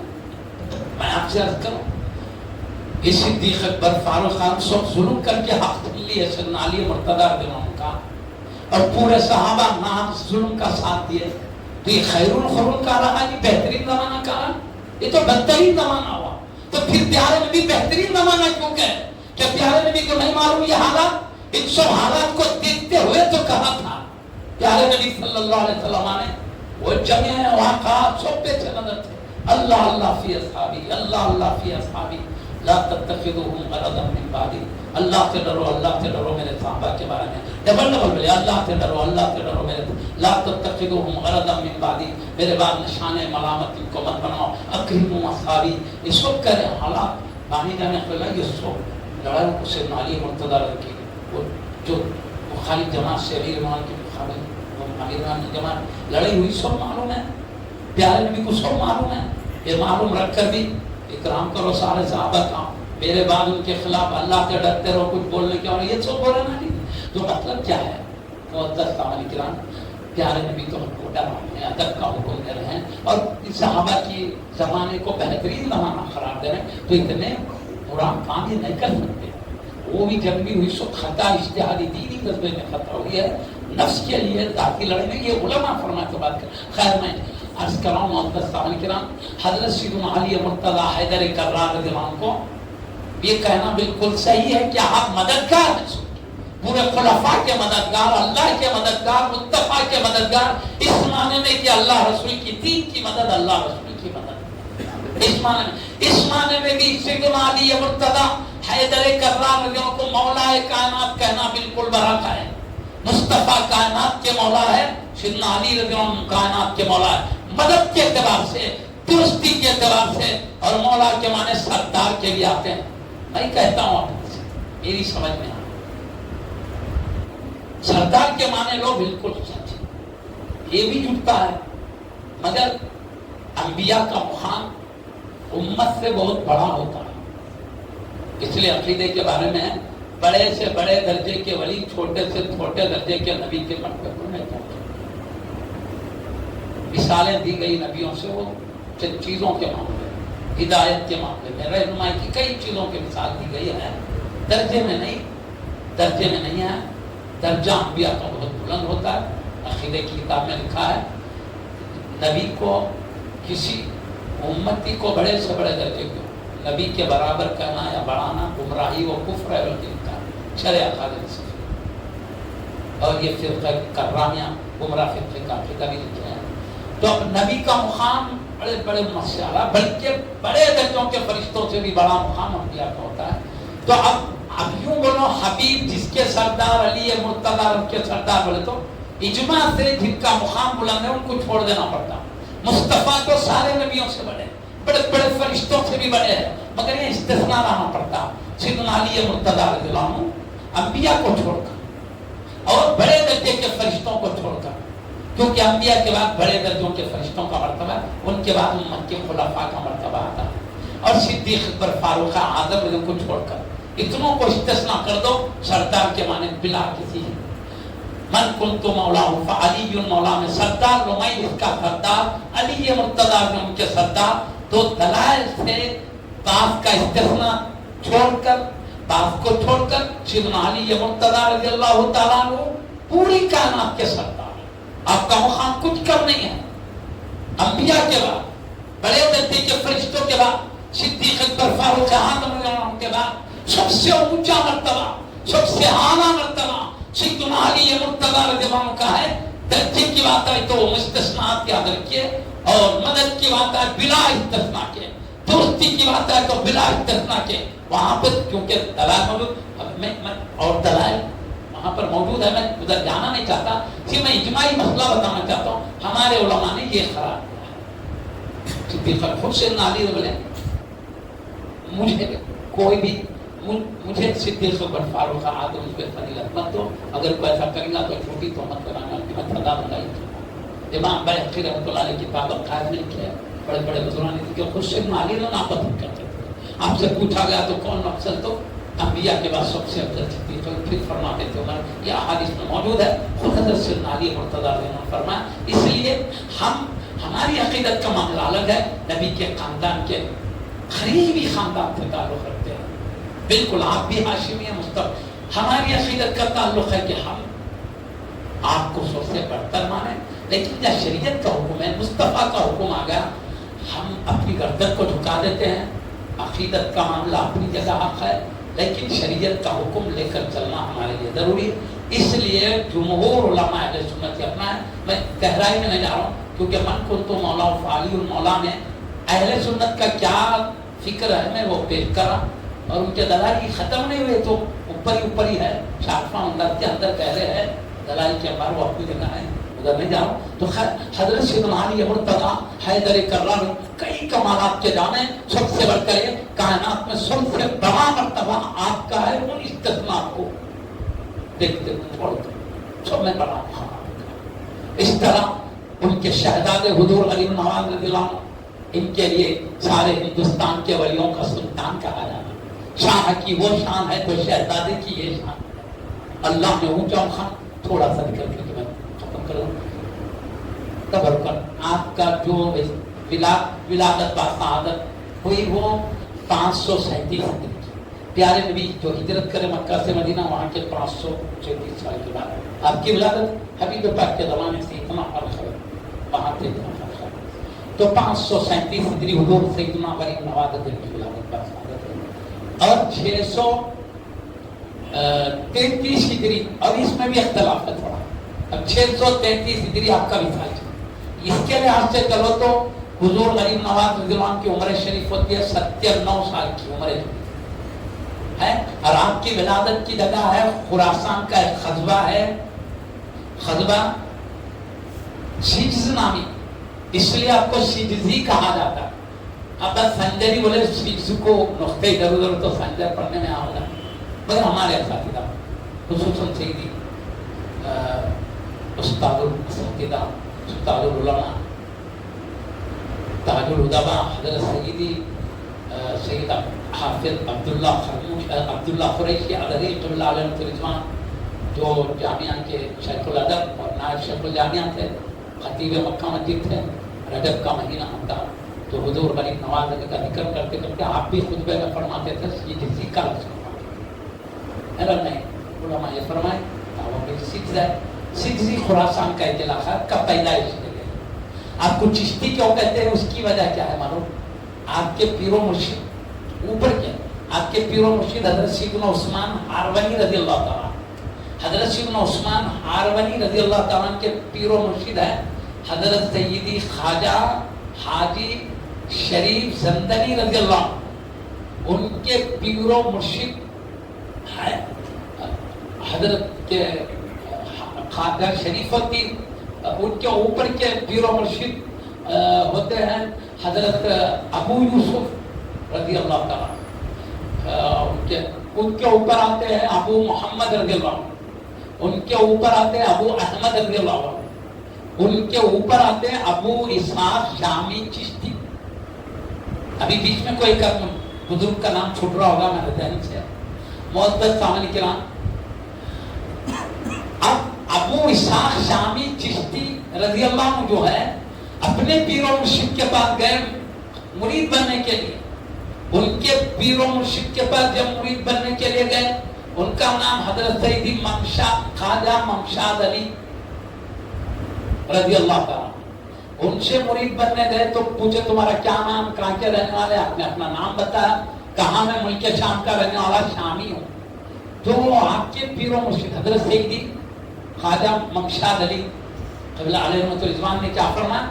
تم چشتی ہو بنے، انہوں ملک شام کے پیدائش ابو اسحاق شامی رضی اللہ شامی ہے، ملک شام کے بنے، شامی کہا؟ انہوں نے کہا تم چشتی ہو۔ چشتی کیوں کہا؟ وجہ یہ ہے کہ آپ مریدی میں داخل کر کے اپنے نگاہ کرم سے بڑے درجے پر پہنچا ہے، پھر اس کے بعد کہا تم کو مقام چشت میں جا کر ہمارا فیضان وہاں سے پہنچانا ہے، کیونکہ ابو اسحاق شامی رضی اللہ عنہ کو ان کے پیر و مرشد نے مقام چشت سے روحانی فیضان پہنچانے کے لیے بھیجا، تو آپ کو چشتی کہا گیا اس لیے کہ وہ چشت کے مقام سے فیض پہنچا رہے ہیں۔ آپ کے تمام سلسلے میں 100 سلسلے والوں کو چشتی کہا۔ غریب نواز رضی اللہ عنہ بھی اسی لیے اسی سلسلے کے فیض یافتہ خلیفہ ہے، آپ کو اس لیے چشتی کہا جاتا ہے، اوپر کے پیر و مرشد کے فیضان کی طرف نسبت کرتے ہیں۔ سیدھی تو مقام کا نام ہے، چشتی اوپر کے پیر و مرشد کی طرف منسوب ہے۔ اب آپ کا اصل نام ہے معین الدین حسن، ابھی در سید جو ہے خاندان کا ہے، آپ حبیب پاک کے گھرانے کے شہزادے ہیں، سیدنا علی مرتضی حیدر کراری جیسے خاندان حضرت قبلہ سے سن لیے ہے، ابا جان امی جان دونوں طرف سے سیدنا علی مرتضی رضی اللہ عنہ کے پوترے ہوتے ہیں، بڑا گھرانہ ہے، اس لیے سید ہے خواجہ لقب ہے آپ کا، معین الدین حسن نام ہے، غریب نواز، سلطان الہند، عطا رسول، یہ سب القاب ہے۔ آپ کے خوبیوں کو دیکھ کر آپ کو لگا گیا۔ اب شارٹ فارم یہ مختصر یہ کہ آپ نے اپنے ابا جان کی صحبت میں رہے، وہ فیض پایا۔ آپ کے ابا جان روحانی طور پر علمی طور پر بھی بڑے مقام رکھتے تھے، دولت کے اعتبار سے بھی، لیکن 15 سال کی عمر تک تو والد ماجد سے فیض پاتے رہے۔ 15 سال کے بعد والد ماجد کا وصال شریف ہو گیا۔ وصال شریف کے بعد تھوڑے دن گزرے، سیدہ آپ کی والدہ ماجدہ کا بھی انتقال ہو گیا۔ اس کے بعد آپ نے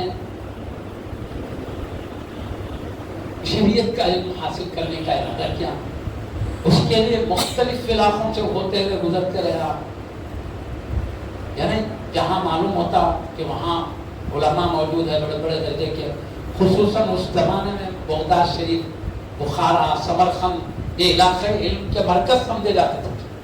آپ سفر کر کے گئے، مختلف علاقوں سے سفر کرتے رہے، آپ نے شریعت کے علم میں کامل دسترس حاصل کیا، فقہ کا علم حاصل کیا، تفسیر کا علم حاصل کیا، حدیث کا علم حاصل کیا، عربی ادب کا، معقولات منقولات تمام علوم 20 سال تک حاصل کرتے رہے۔ اس کے بعد تصوف کی طرف آگے بڑھے، صوفیہ کرام کی طرف معرفت کا علم حاصل کرنے کے لیے تو یہ بھی بزرگان دین سے فیض پاتے ہوئے یہاں جہاں معلوم ہوتا ہے بڑے بزرگ ہیں دنیا کی زندگی کے ساتھ وہاں جاتے ہیں، پردہ کر گئے ہیں وہاں جا کے وہاں سے بھی فیض لیتے، کیونکہ پردہ کرنے سے فیض نہیں رکتا اللہ کے ولیوں کا۔ علماء فرماتے ہیں روح موت نام ہے، جسم سے روح کے الگ ہونے کا، روح ختم نہیں ہوتی، اس کا فیضان بالکل جاری رہتا ہے۔ تو آپ فیضان حاصل کرتے رہے، اس طرح مختلف علاقوں میں گئے، آخر میں حضرت شہیدی عثمان ہاربنی رضی اللہ تعالیٰ سے ملاقات، مقام ہاربن۔ تو وہاں دیکھیں آپ حضرت سیدی جنید بغدادی رضی اللہ عنہ کے نام کی مسجد تھی، مسجد میں حضرت سیدی خواجہ عثمان ہاربنی درس دیتے بیٹھے تھے، تو آپ بھی اس درس میں شریک ہوئے۔ اس کے بعد آپ نے اپنے پیر و مرشد سے فرمایا مجھے بھی ارادت میں داخل کر لیجیے، حلقہ بگوش ارادت فرما لیجیے۔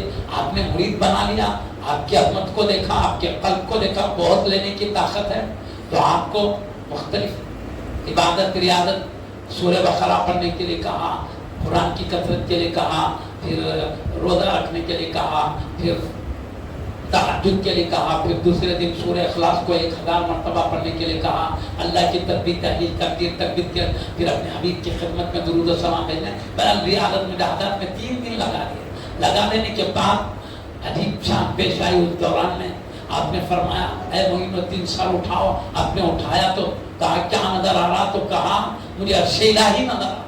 بولے سر نیچے کرو، کیا نظر آ؟ تو بولے 7 طبق نیچے کی چیزیں نظر آ رہی۔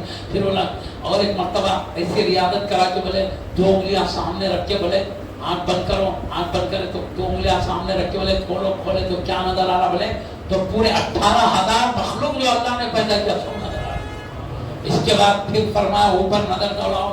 آپ نے اوپر نظر کی تو کہا کیا نظر آ رہا؟ تو حجاب عظمت تک میری نظر جا رہی۔ بولے یعنی اللہ کے جلال کے پردوں تک میری نظر جا رہی، مطلب اللہ کا جلال بیچ میں نہیں ہوتا تو سر کی آنکھ سے اللہ کا جلوہ دیکھتے، کیونکہ سارے اولیاء اللہ دل کی آنکھ سے اللہ کا جلوہ دیکھتے ہیں، جتنی بھی بڑی بڑی طاقت، لیکن سر کی آنکھ سے دنیا میں سوائے حبیب پاک صلی اللہ علیہ وسلم کے کوئی بھی نہیں دیکھتے۔ شب دیوان موسیٰ علیہ السلام بھی دیکھنے کے لیے بار بار معروضہ کے، اللہ نے کہا نہیں دیکھ سکتے، بہت اصرار کرے تو پہاڑ کے ذریعے دیکھو، بولے بے ہوش دکھ گئے۔ تو بہرحال دل کی آنکھ سے تو دیکھتے، ایک مومن بھی اللہ کا جو تصور رکھتا ہے اتنا تو اللہ کا تصور دیکھتا ہے دل کی آنکھ سے، سر کی آنکھ سے۔ انشاءاللہ معیشت کے میدان میں اللہ طاقت دے گا، اولیاء تو اولیاء ہے، مومنین کو بھی اللہ طاقت دے گا، مگر ہر ایک اپنی قوت کے مطابق جتنی طاقت اتنا شان سے اللہ کو دلوا۔ ولیوں کی طاقت زیادہ ہوگی، زیادہ بہتر طریقے سے دیکھیں گے۔ خیر میں وہ نہیں کرنا، آپ کو غریب نواز رضی اللہ عنہ کو آپ کے پیر و مرشد نے 3 دن میں یہ مقامات تک پہنچائے۔ پھر اس کے بعد بھی آپ 20 سال تک اپنے پیر و مرشد سیدنا خواجہ عثمان ہاربنی رضی اللہ عنہ کی خدمت میں رہے۔ اب 20 سال میں کیا کیا حاصل کیا اس کا اندازہ نہیں۔ حبیب پاک کے دربار میں گئے تو اشارہ ہوا دفن جانے کا، یہاں کے جو انقلاب کیا جانتے ہیں، ہندوستان پورا ہر طرف کفر کے اندھیرے چھائے تھے، اجمیر تک اشارہ ملا تھا وہاں جانے کا، آپ رہے وہاں سے اسلام چمکایا، جس مقصد سے ہندوستان کی سرزمین پر آئے آپ کامیاب ہوئے، 1 کروڑ کے قریب غیر مسلم اسلام کی دولت سے مشرف ہوئے، اور جو لوگ گمراہ تھے ان کو آپ نے ہدایت فرمائی، جو بدعمل تھے ان کو صحیح اعمال سکھائے، اچھے اخلاق سکھائے، ولایت کے بڑے بڑے مراتب تک پہنچائے۔ حبیب صلی اللہ علیہ وسلم نے جس مقصد کے لیے ہندوستان بھیجا اس میں کامیابی ہوئی۔ محترم سامعین کرام، ٹائم بہت ہو رہا ہے، الغرض یہ ہم پر حبیب پاک کا احسان ہے کہ انہوں نے اپنے پیارے شہزادے کو بھیجا۔ آج اسلام کے انوار ہندوستان کے گوشے گوشے میں چمکتے نظر آ رہے ہیں۔ اے پاک پروردگار، اسی حبیب کے نالین کے صدقے میں ان کے پیارے خاندان کے جسم و چراغ علی مرتضی حیدر کرار خلیفہ رسول اللہ رضی اللہ تعالیٰ عنہ کے صدقے طفیل میں، اور جمیع اہل بیت کرام، جمیع صحابہ اعظام، اور حضور سیدنا سلطان الہند غریب نواز رضی اللہ تعالیٰ آپ کے ماموں جان سید الاولیاء غوث سمدانی رضی اللہ عنہ، اور غوث پاک کے خدموں میں رہنے والے کل اولیاء اللہ کے صدقے و طفیل میں اللہ ہماری نورانی محفلوں کو قبول فرما لے، ہمارے گناہوں کو اٹھنے سے پہلے نیکیوں سے بدل دے۔ تیرے محبوب بندوں کا جہاں ذکر ہوتا ہے تو یہ ذکر گناہوں کا کفارہ ہو جاتا ہے۔ تیرے حبیب نے فرمایا اے آقا ہمارے اٹھنے سے پہلے گناہوں کو نیکیوں سے بدل دے، ہمیشہ تیرے گناہوں سے حفاظت فرما لے۔ اے اللہ جس میں تیرا غضب ناراض کیوں راستوں سے حفاظت فرما لے۔ اس میں تیری رضا اور قرب ہے، ان راستوں پر چلنا آسان فرما دے۔ اے پاک پروردگار ہمارے لیے ہر خیر کا فیصلہ فرما دے، ہر شر سے حفاظت فرما۔ آمین بجاہ نبی صلی اللہ علیہ وآلہ وسلم برحمتک یا ارحم الراحمین الحمد للہ رب العالمین بحق لا الہ الا اللہ۔